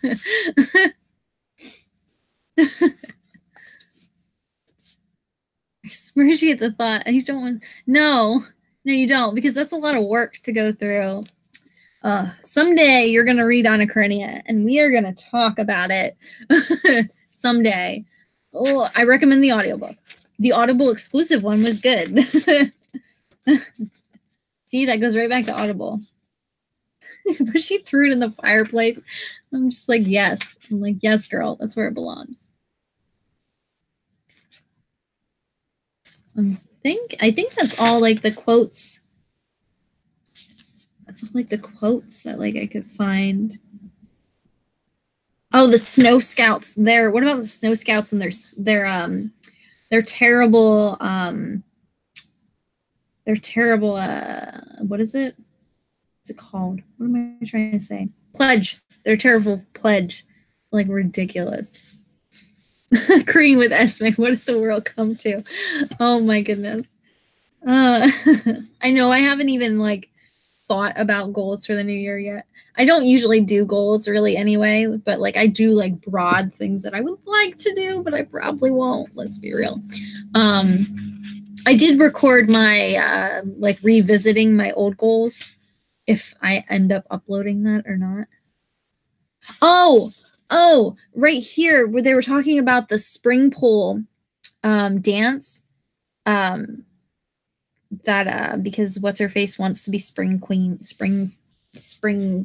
something queen, false spring queen in Iceland. And this one I didn't have to research because I learned it from watching Jimmy Fallon, actually. One of the Skarsgårds were on there, not the one that I'm obsessed with, which is the one I'm obsessed with. What's his name? Not Bill Skarsgård, but his brother. I forget his name. But he was on there, and that's like a real dance, the spring pole dance in Iceland, because that's where they're from. They like dance, I think it's Iceland. Are they from Iceland or Sweden? Anyway, it's a real thing, and they actually the May dance or the spring dance, something.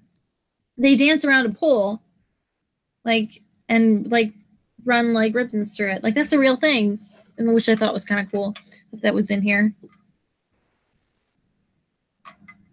The ABC Snow Scout mantra or pledge. Yeah, ridiculous. Ridiculous. Yeah, you can't be a xylophone. Get out of here. Yeah, it was false spring queen. False spring, whatever a false spring is. That's basically what we've been having now. Fake spring. I love the well in the pledge, one of the sayings is like one of the things that they are is basic. And I love because back when these books were made, like basic wasn't a thing like it is now. Like that's like such a saying, like, oh, she's so basic. And it so like that made me laugh so much. Yes, Alexander. Yes, that's his name. Yeah, Swedish. That's what I meant. Swedish. So in Sweden, I think that's like a real thing, like dancing around the pole or whatever. Yeah. Alexander's not my boo. Bill is. I love me some Bill Skarsgård. I would lick his face. He is a beautiful man. What else? Is there anything else? Like, oh, and one of the sayings was like, one of the words that they are is nap loving, and I wrote, aren't we all?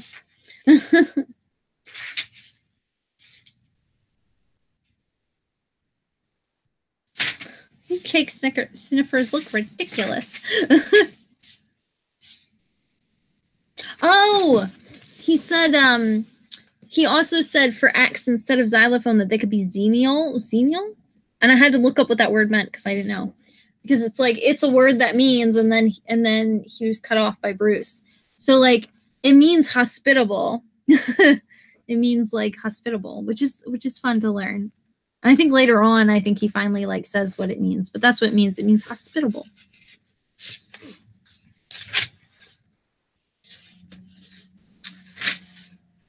Is there anything else? Ooh, my coffee maker just beeped because my coffee is no longer fresh. Well, that's good because I'm not going to have any more. I'm trying to see if there's anything else. Yes, Xenial. Yes. Yes, Bill was the clown in It, and now gave me a weird clown fetish that I'm not okay with. Thank you, It, for casting Bill Skarsgård. But he plays the perfect Pennywise. Like, it's ridiculous. So good. So good. And yeah, he was in Hemlock Grove, which is awful, by the way. Ugh. I still have one season left to go of Hemlock Grove. And it's like, the last episode I watched, I don't want to spoil anything for you if you haven't watched all of Hemlock Grove. The last episode I watched was really gross. So like, I was like, nah. Like, I need a break. But I literally only watch it for him. Like, it's such terrible acting, and it's terrible plot, and nothing happens, and or the stuff that does happen is really like boring, and it's just not good. But I love him, so I watch it anyway. Nap loving is a great thing. Xenial, yeah. Xenial means hospitable. It would be good if the Snow Scouts were hospitable. Oh yeah, the Sugar Bowl comes up again, which is kind of cool. I really love that. They threw it out the window or something. That was like what the thing was about. Like, their goal is to get it. I forget what they did with it. Did they get rid of it? They hit it. It's like shows the final location. I don't remember.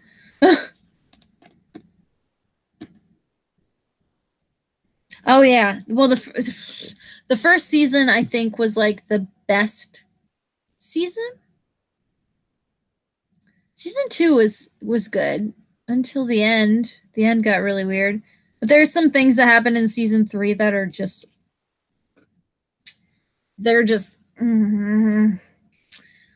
they're just gross. Like there's some, I don't want to spoil anything, but there's some nasty stuff that happens. I'm just like, that's not okay. But anyway, I do love Bill Skarsgård though. So that's the only reason I was watching it. But I didn't even finish season 3. I don't know if I ever will. Maybe I will, but I doubt it. I have to be really desperate.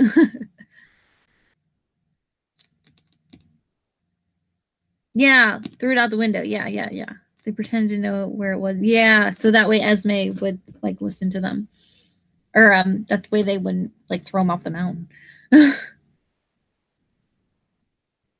I know, a sugar bowl. It's because they got to make coffee.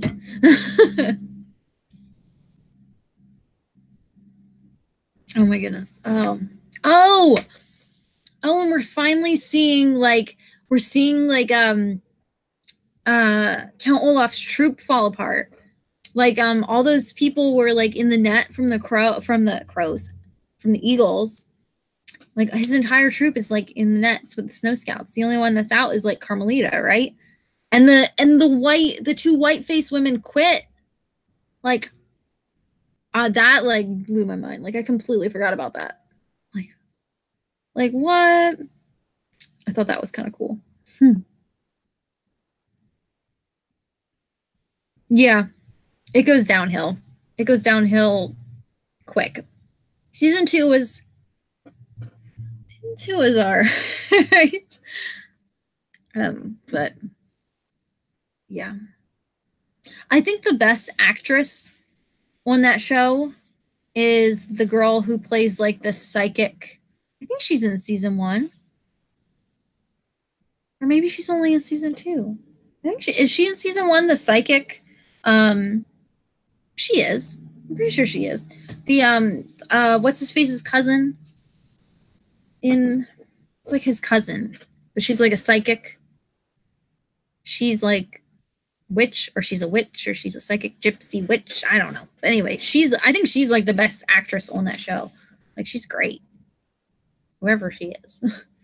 Like I think she's the most interesting character too. they should tell everything, like she should have her own show. Anyway. Sugar will be the key. Maybe it has like encoding on it.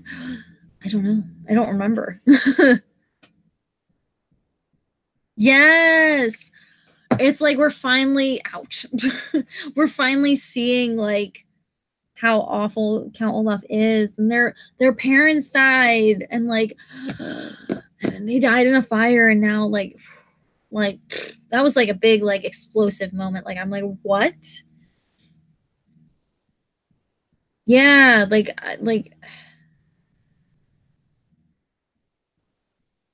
yes, yes. Yeah, the troop like I think I think they're just mostly like they're just like stragglers, like loners. Like basically Count Olaf like preyed on like their weakness and like, hey, you should join us because like what else are you gonna do? You don't have a house, you don't have a family, you don't have parents. So I mean you're basically on your own. So you should just join me because you'll get free food and you can come on my scheme, and then maybe if we get the fortune, then you'll have a little bit of money. So like why wouldn't you take up that opportunity? I would. If I was like starving, didn't have a family, didn't have a house, like nowhere to live, and then Count Olaf came along and was like, I'll give you a place to stay. You can stay with me and my troop, and you'll get free food. All you have to do is follow me around and try to get these orphans. I'd be like, okay, you got it, dude.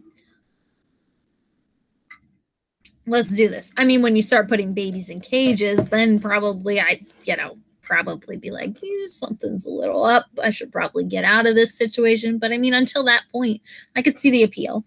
Like if I was in that dire situation, I could see that. Anyway, yeah. Yeah, the seer lady on Hemlock Grove. Yeah, I forget what she's like. She's like the scenes with her are always interesting, but everyone else, I'm like, so dramatic.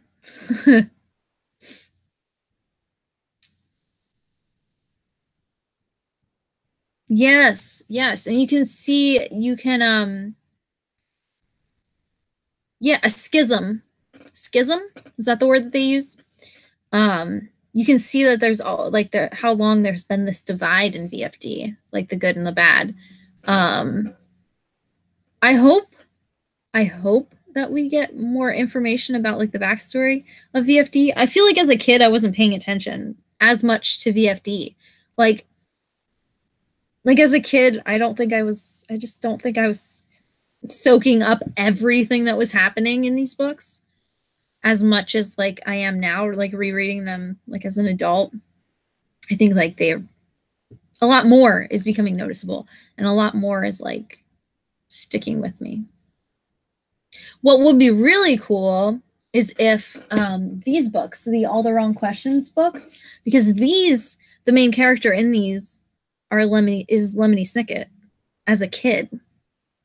So like it'd be really cool because I've only read the first one. And he's like a detective in here. I'm pretty sure it's Lemony Snicket, like as a kid. I'm like 99% sure. Yeah. Yeah. And but it would be really, really cool if like this series is like a prequel. That would be really cool. But like I haven't gotten that yet from the first book because he's like a kid in these books. But yeah. I think it'd be really cool if this series is like a prequel series, but I don't think they are. They're a lot less depressing. I'll give you that. Like they're a lot less depressing. I'll give them that. So, but they're a lot of fun. They're like very mysterious and detective-y and they're a lot of fun. But they still have like that Lemony Snicket charm to them. Anyway, zoned out. Yeah, the superiors, we didn't know anything about them. We thought like Olaf was like the head of the top of the food chain. But now we found out that there's two people above him. Like, what? I think that was like a big turning point as well. Like, what? Like we thought that Olaf was as like high up as this went. Like we really didn't think that there was like a whole organization that is the opposite of the VFD, like the split. Like we didn't know anything about the split. We just thought that Olaf was just evil. And now you find out that there's like a whole side. Like what? Like that was a big like turning point. Like it's a lot bigger. I think this book put into perspective like how big like VFD is. Like it's a lot bigger than like we thought. Like we just thought, oh, in a little organization, and then like you find out that like there's this huge split and all this like information and all this stuff going on that we didn't realize, and that was pretty cool. It was pretty great. Anyway.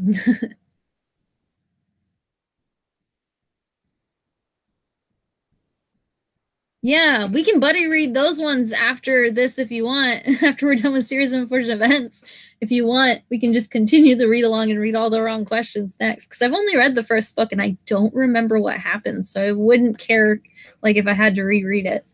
Because I remember basically what happens, like enough that I could continue the series right now if I wanted to, but I don't mind rereading it and refreshing my memory. But they're really fun. They're different from the Series of Unfortunate Events because Series of Unfortunate Events are very like a lot happens that is depressing. But those ones I just feel like are fun because like they're like there's like a mystery going on and he's like a training detective and it's a lot of fun. But it would be really cool if they were prequels. I have no idea. That would be really awesome. Like if these like formed the foundation of VFD, like that would blow my mind. It would literally blow my mind. But I don't know. I don't know anything about them besides the first book that I read, which was good.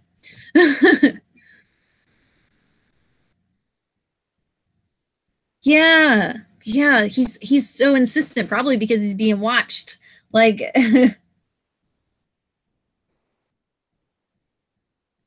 yeah, it's just so cool to see, like, oh, you think you've reached the top of the food chain, but there's more evil that lurks beneath.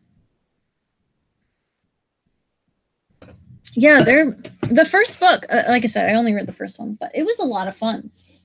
It was a lot of fun. It's got that same kind of like Lemony Snicket humor and phrasing and turn of phrase that he likes to do. It was really good. I really liked the first book. Anyway. Anyway, it's been like 2 hours. Ooh, that was squeaky. I have like a sticky note on this because this is on my TBR for the month, and I had like it like covered a challenge. Anyway. All right. Well, we'll have to like do that like after we're done with the series of unfortunate events. We should read them. I don't know how many there are. I have 4. Like my chair's turning here, and there's also a companion book as well. This one, which is like a companion book. But I don't know if this is like an actual book or not. I don't know. I'd be interested to see more of what Lemony Snicket, like I want him to write more stuff. Like I tried to read one of, my tripod is really in the way. Go down. I tried to read his regular stuff. Yeah, I know it goes so fast at the time. I tried to read his Daniel Handler stuff, like under his real name, and it's just, the book I tried was just not for me. So I'm gonna give another one. I want to read Why We Broke Up, because I've heard that's really good.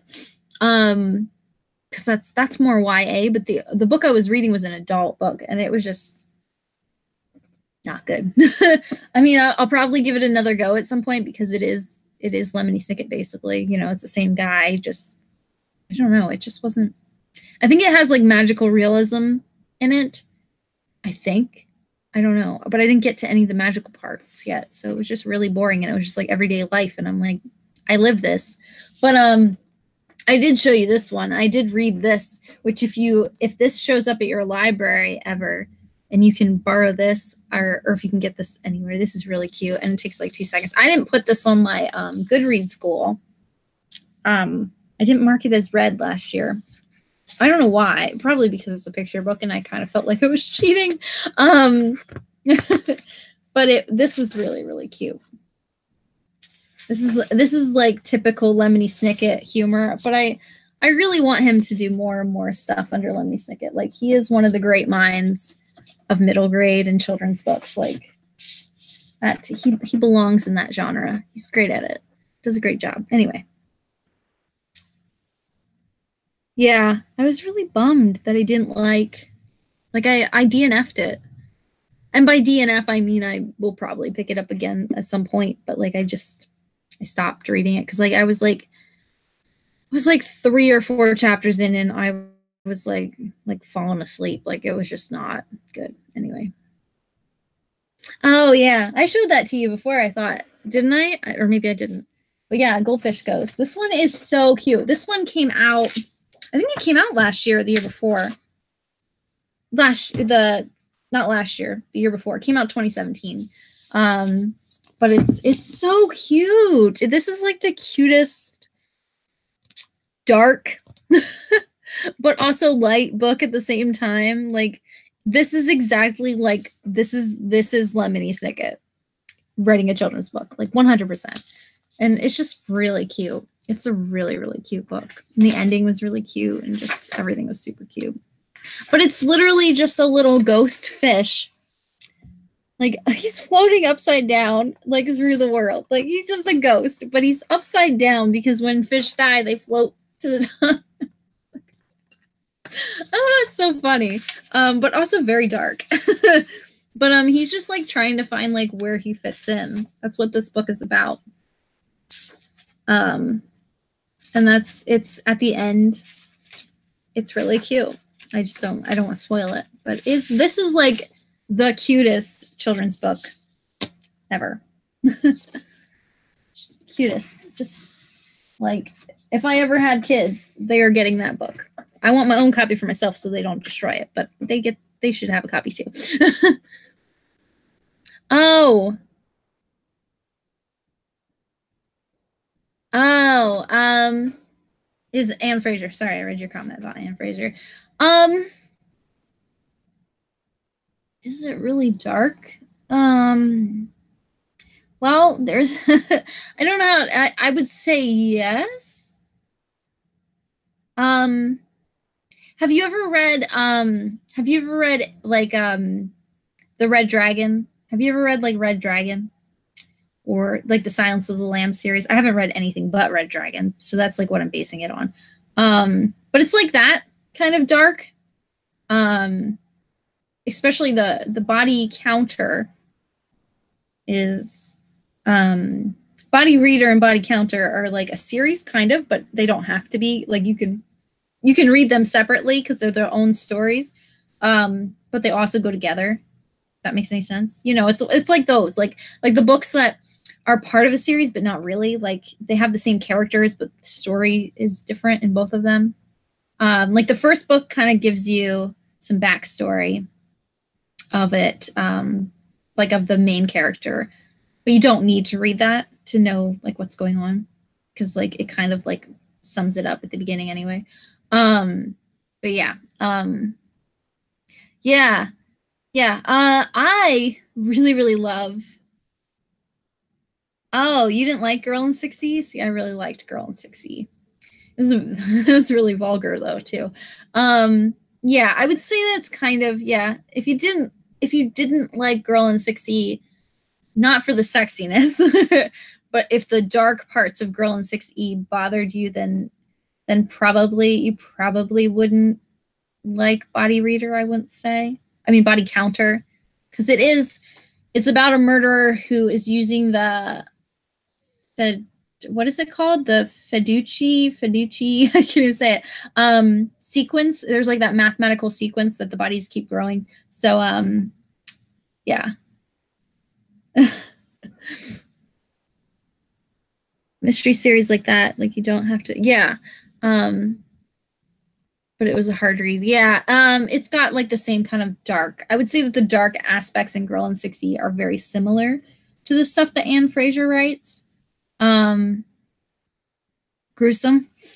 At least, especially in that book, because like the body count, that's why it's called Body Counter. The body counts kept going up by the Fibonacci sequence, whatever that sequence is. I can't remember.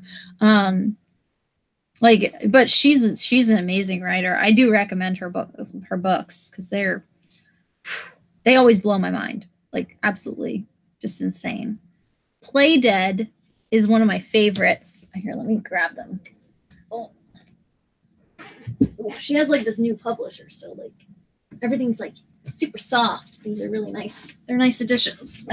She's published with Thomas and Mercer, which is now she's published with them, and that's like an Amazon publisher. Amazon has their own publishers now, which is weird. But these are the Body Counter. Like, yeah, I would say that Body Reader is not as dark as Body Counter. This one's pretty dark. So yeah.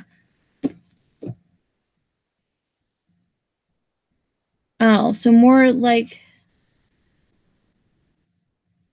yeah, more like Red Dragon, Hannibal. Yeah, definitely like that kind of stuff. Like if you've seen like the Hannibal show, I would say it's like that. Like she's a detective and she's trying to solve this murder mystery and stuff like that, and stuff happens, and yeah. Would there be a better place to start? Well, these two are her newest. Like Body Counter is the one that's on sale right now. But these are usually pretty, like they run sales quite a bit for her books on Amazon because she's published through Amazon. Body Reader was like just really blew my mind. Body Counter was great too. It's going to probably be on my favorites list of the year. But my favorite series of hers is, where's the first book? is the Dead. I call it the Dead series, but it's not. It's called Elsie Sandberg. But this series, if you ever see this series on sale, I think you'd like it. I think it's fun. I don't know. It's dark, but I think it's kind of fun at the same time. But what happens in this book is that one, in the first book, she was held captive for 3 years. That's what it says on the back. She was held captive for 3 years by some guy. And she gets out and all that stuff. So this one is really dealing with like her psychological stuff that this character is going through, like, and she wants to go back into detective work and all that. And it's not as dark as the next one where they're trying to solve this body counter murder. But these two go together. Like, they're the same characters. They don't, you can read them separate too. I don't know. It's worth just giving it a go and seeing, like, if you can read an excerpt and just seeing if you like her writing style. But these ones follow like so people have been turning up dead not dead. People have been waking up on like the morgue room table, like they're doing like the autopsy. And people have been waking up during the autopsy, like zombies, but not zombies. So like there's like this drug that causes like your motor functions to shut down to such a low state that it seems like you're dead, but you're not. So that's why it's called Play Dead. And there's like someone who's been like, there's like this whole mystery about it and where did this drug come from and all this stuff. So these are really fun, but also dark. but yeah, like, I don't know. My main thing about her that I like is her writing style, because like the really cool thing, like this Play Dead's the first book by her that I ever read. And it blew my mind because like you get one perspective of the murderer, a victim, like a partner, like the partner of the main character or the main character. And like you get all of these perspectives, and I also like that they're not like labeled either. Like you just assume that you're in like the killer's head, which is kind of cool. I like seeing that kind of stuff because I think I think it makes a well-rounded story, which is really cool. It's a cool thing. I don't know. I'm biased. She's my favorite, but she writes good stuff. She's like, I recommend at least giving it a go. Like at least read an excerpt and see if you like her writing style. I love it, but I like dark stuff though. So like that's like no big deal for me. But yeah. But these ones, like the Dead series, as I call it, they're called Elsie Sandberg series. The main character, like this is all set in Savannah, so there's like all this extra like voodoo-y like culture behind it, and that's kind of cool because it adds to it. And when I visited Savannah, one of these books came out when I was in Savannah. Pretty Dead, or maybe Truly Dead came out when I was in Savannah. One of these came out when I was in Savannah, and it was so cool to be in Savannah, Georgia, like while you were reading the book that is set in Savannah, Georgia. Like that was really cool because like I felt like I was really there. But yeah, she's something to give a go. If you like lighter stuff, I don't know where it is because I'm rearranging things, but I talk about it in my wrap up. I don't know where it is, but I talk about it in my wrap up. Because everything's a mess in here. But I read, because she writes romance as well. She writes under her real name, Teresa Weir, because Anne Fraser's a pen name. But under her real name, she writes romance, or used to write romance. I don't know if she's still writing any romance at all, but she used to write romance. Some of it's like super cheesy, like the old stuff like when she first started, it's like the cheesy like Harlequin romance, but like for some reason I'm addicted to anyway because it's her, and like I can just see like how she's grown as a writer, and I just like want to read everything she's ever touched. But like if you like that kind of stuff, there's a series. I only read the first book, but I'll talk about it. I did talk about it in my wrap up whenever I upload my wrap up. So you should just look for that because I don't know where I put it.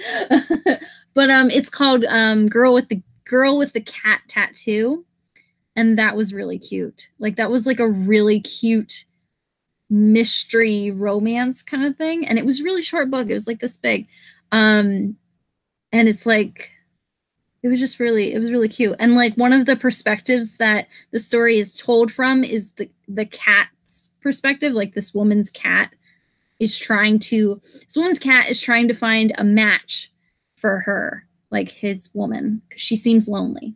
So he's trying to find her a partner, and it's like the cat's perspective, and it's really cool. But there's also like everybody else's perspective as well. But like, yeah, I think you'd really like that. Like, I think that's really cute. And I really enjoy when there's like weird perspectives like that, like from animals or from like inanimate objects. Like anytime I can find a book that has anything like that, multiple perspectives like that, I'm like, yes, this is what I want. Like, it's just so cool. But yeah.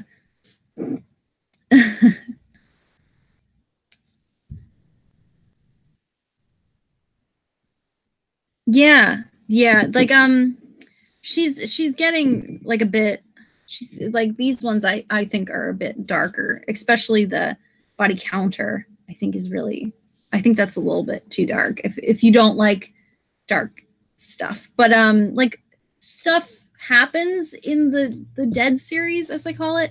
The Elsie Sandberg series, like stuff happens in here that is dark, like that kind of stuff, but I feel like there's a lot more. I don't know, I have like a bigger connection to the characters, and I don't think it's as dark, I don't think. But yeah, but it's a good, I really love this series. Like Play Dead will always be one of my favorite books of all time. So good. Yeah. Girl, it's a girl with a cat tattoo. I talk about it in my wrap up. I think. I hope I did. but yeah, it was really cute. A really cute book. I think you would really like it. And I think it's published through Amazon as well. But just like keep a lookout for that. Yeah, now she's published with Thomas and Mercer is like anytime Thomas and Mercer wants to sponsor me, that'd be fine. But Thomas and Mercer is like an Amazon publisher. It's like the publisher that does their thrillers and mysteries. And apparently this new publisher is giving her like so much more freedom, and she seems a lot happier with this publisher. So it seems like the Netflix of publishers, like just kind of lets her do her own thing kind of stuff. So that's nice. But yeah, these new editions, like they used to look, let me show you, wrap things up. I'm talking about Anne Fraser. They used to look like, here, I'll show you. Do I have the other one? Yes, I don't. Ooh, almost fell. They used to look like this. Like this is the first copy that I ever picked up. Like they were like mass market paperbacks. This is, I don't even know what publisher. This was Penguin. No, Onyx Fiction, which I think is a branch of Penguin. This is really cool to look at this. So, but this was like the first copy that like I ever, like this, like, and then you look at what it looks like now. It's so crazy. Like these are just gorgeous. Like I love the old cover because like this is the first one I ever touched. These covers are just, they're gorgeous. And if you could feel it, it's like so soft. It's like one of those like soft covers. Like if that makes any sense. Like all of her books are like that now. Like it's like soft. I don't know how else to describe it, but it's like They're really nice. I bought Play Dead for like my one coworker, and I'm like, read it. Like, it's so good. She's a very underrated author. I think she deserves more hype, especially in like the thrill for people who really like thrillers, murder mysteries and suspense and all that stuff. Yeah, yeah. They're just this covers are just gorgeous. Like, they're just, oh, like all of her old ones. Like, I hope they eventually turn them all into this editions, because like I want them. Because they're completely, because she, like I said, she has about, let's see, 1, 2, 3, 4, 5, oh, 5. Ooh boy. She has like 5 or 6 with this publisher, and then she got signed to Thomas and Mercer. She switched to Thomas and Mercer, and then she wrote the body series, and then I have to see what she's coming out with this year. I see if she's coming out with anything new this year. I'm sure she is. But then she republished the Play Dead, and then wrote Stay Dead, and then Truly Dead came. Yeah, Pretty Dead, then Truly Dead. These are fun. Anyway. Anyway. I should probably wrap this up, huh? You got me talking about her, and I can't stop. No, it's always fun to find new authors, and she's one of my favorites. So she is my favorite, I would say. So, and like I said, I think she's underrated, and I think a lot of people would really enjoy her stuff. So no problem. Anytime.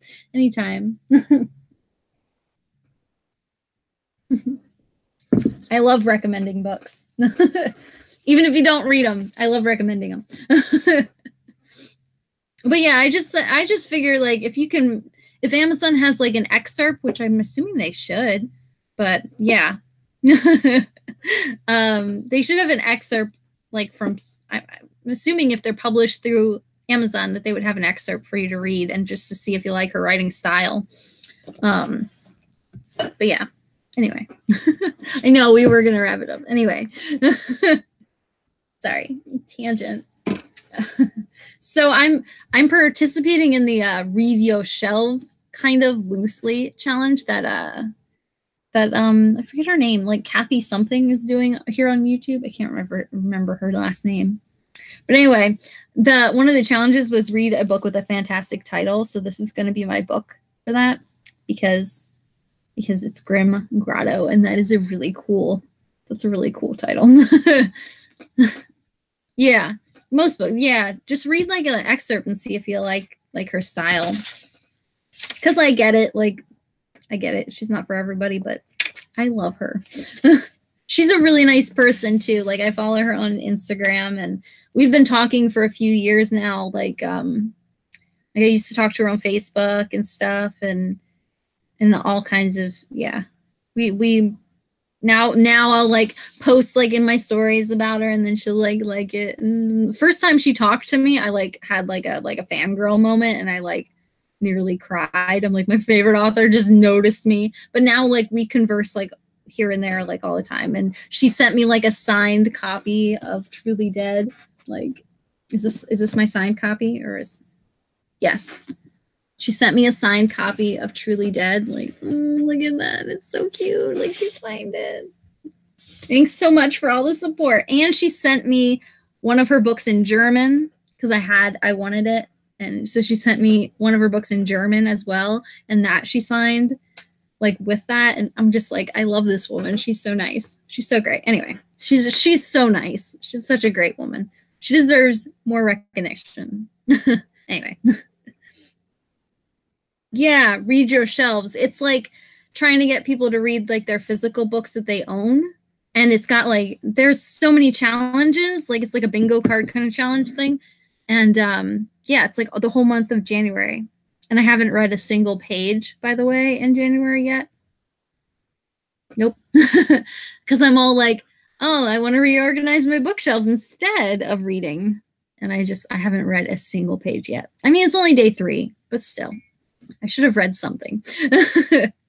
But yeah, I really like I like this. That's why I decided to do it, because it seems like a really easy readathon as well. Like, because one of like the challenges to cross off is like a hardcover, a paperback, a contemporary, a sci-fi. Like, okay, I got this. And you can double up and triple up and do whatever to challenges to get bingo or whatever. I'm trying to fill out the whole card, but I haven't even read a page yet, so we see how that's going. But yeah, it's Read Your Shelves. It's a fun name. I like it. Anyway, yeah, the Groom Grotto. Yeah. Oh my goodness, this one. I remember this one, and this one's going to be a lot of fun as well. I think the last couple books are really this one especially, I remember being a huge fan. And I just really, really like the cover a lot. Like, I'm really excited. Oh, I just read the dedication. Sad. Yeah, I'm really excited. Unfortunately, I don't even know if they make this one in paperback or if I just don't have it in paperback. But this will be the first hardcover one that I'll be writing and annotating, because I don't have a paperback one to annotate. So I could send you, by the way, if you want physical copies of these, I can send them to you, because I have like the entire series in physical copy extra. It'll take months to get to you with the way shipping is in Canada right now, but oh my god, I already see one of my favorite drawings. Okay, let's stop. But anyway, yeah, so really excited about this one. Oh, we have to set a date for the next live show. All right, let's do that before I wrap things up. I can't believe we're getting to like the end. It's book 11 we're going into. It's crazy. I can't believe it. It's nuts. Where's my coaster? Not that it matters. This desk is so beat up, but still. So I don't know when I'm going on vacation. That would help to know. I think, I wonder if Josh sent me a text about vacation times. Oh, he did. Look at that. Like, okay. And those dates are good. Well,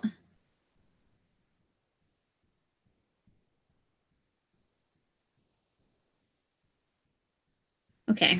Now I got to find the, okay. So January 31st to February 9th, I will be on vacation. Okay. Apparently, according to Josh. So we can either do it the live show before I go on vacation,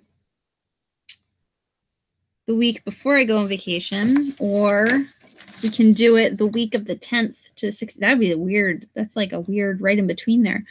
But yeah.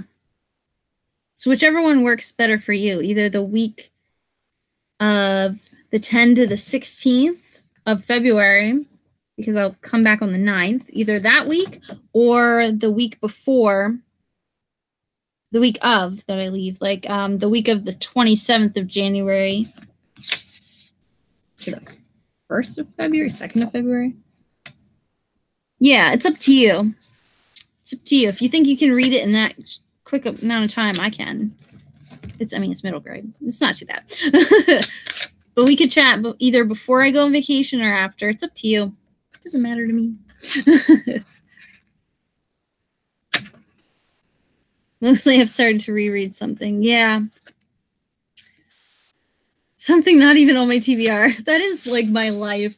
Every month I make a TBR, and I'm so lucky if I read one of those books. A lot of times I'm like, nah, I'll read something else. Yeah, this cover is really, really awesome. This is really neat. Yeah, you'll get it. You'll get it next year.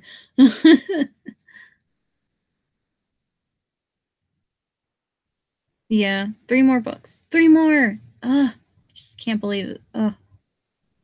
So sad. I'm gonna definitely like reread them again at some point, but I don't want to. Maybe next year. I don't want to do it like right back to back. Like I want a break in between them, obviously. But I will be doing like reading them again. But I've read them so many times. They're so much fun. Like the next couple of times through, like every time you pick up new stuff, it's really cool. Anyway, what was I saying? About the week of the 27th. I can read it for them. Yeah, that works for me. Okay, so I leave the 31st. Do you want to do it? What day works? Monday, Tuesday? Wednesday, I usually have truck the next. Oh no, I'm leaving the next day. So like Monday, does Monday or Tuesday work? Like the 28th or the 29th? It's up to you. Whatever works for you. I can make it work for me. The 28th or the 29th. That's what I just said. Jinx.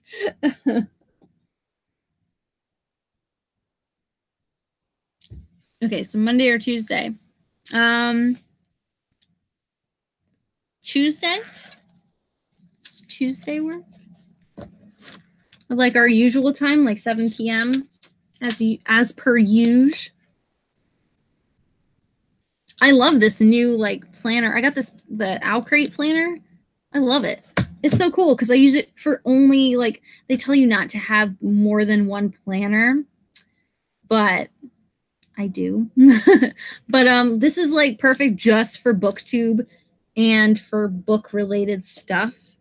Cause like I'm the type of person that like I need it to be separate, like in a planner. But then I have one for school that like keeps all my school stuff separate. And then I have like my book, my notebook that I put everything else in. Anyway, Tuesday at 7. Okay, you got it. So live show Grimm. That's all that fits. Grotto doesn't fit. Okay, Grimm.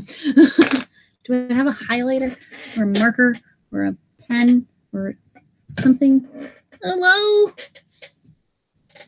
Oh, there. This whole room is torn apart. It's nuts. And I just drank all the coffee so that I could stay away from this live show. So guess what I'm going to be doing when I'm done here? I'm going to be putting books on shelves. Tomorrow's going to be a long day. All right. Grimm Grotto. Oh, I should write 7 o'clock so that way I remember.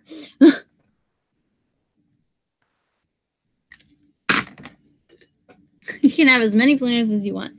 You can. A lot of people say that. Like, that's one of the things, like, the number one, like, organizational rule is they tell you just have one planner. Don't have multiple planners. And I'm like, that doesn't work for me, though.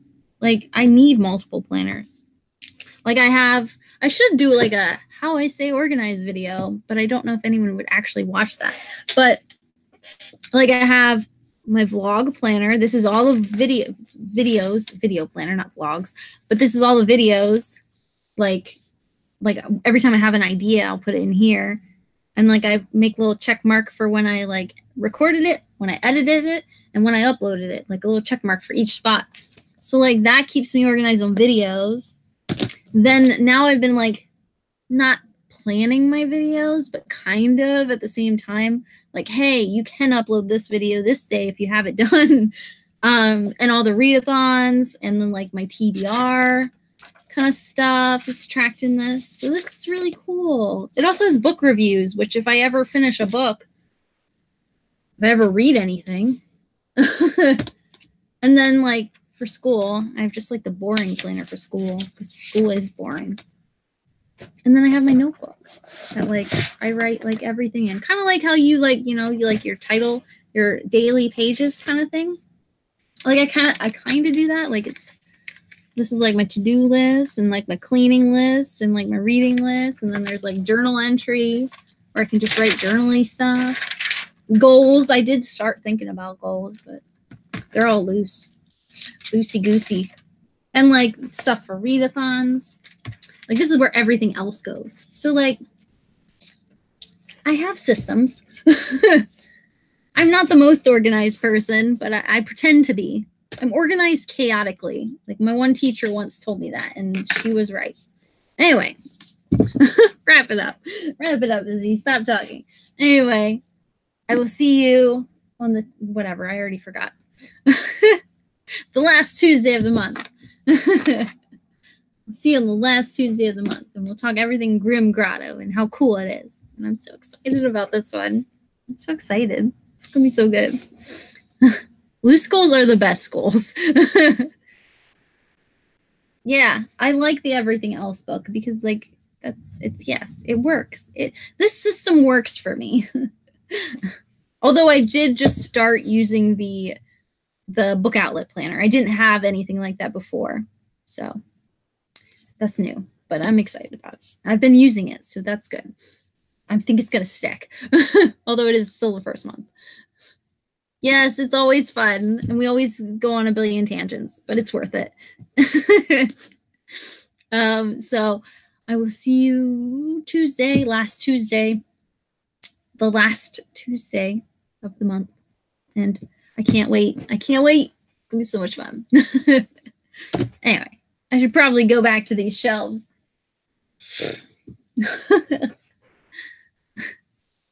I'll see you later. Bye.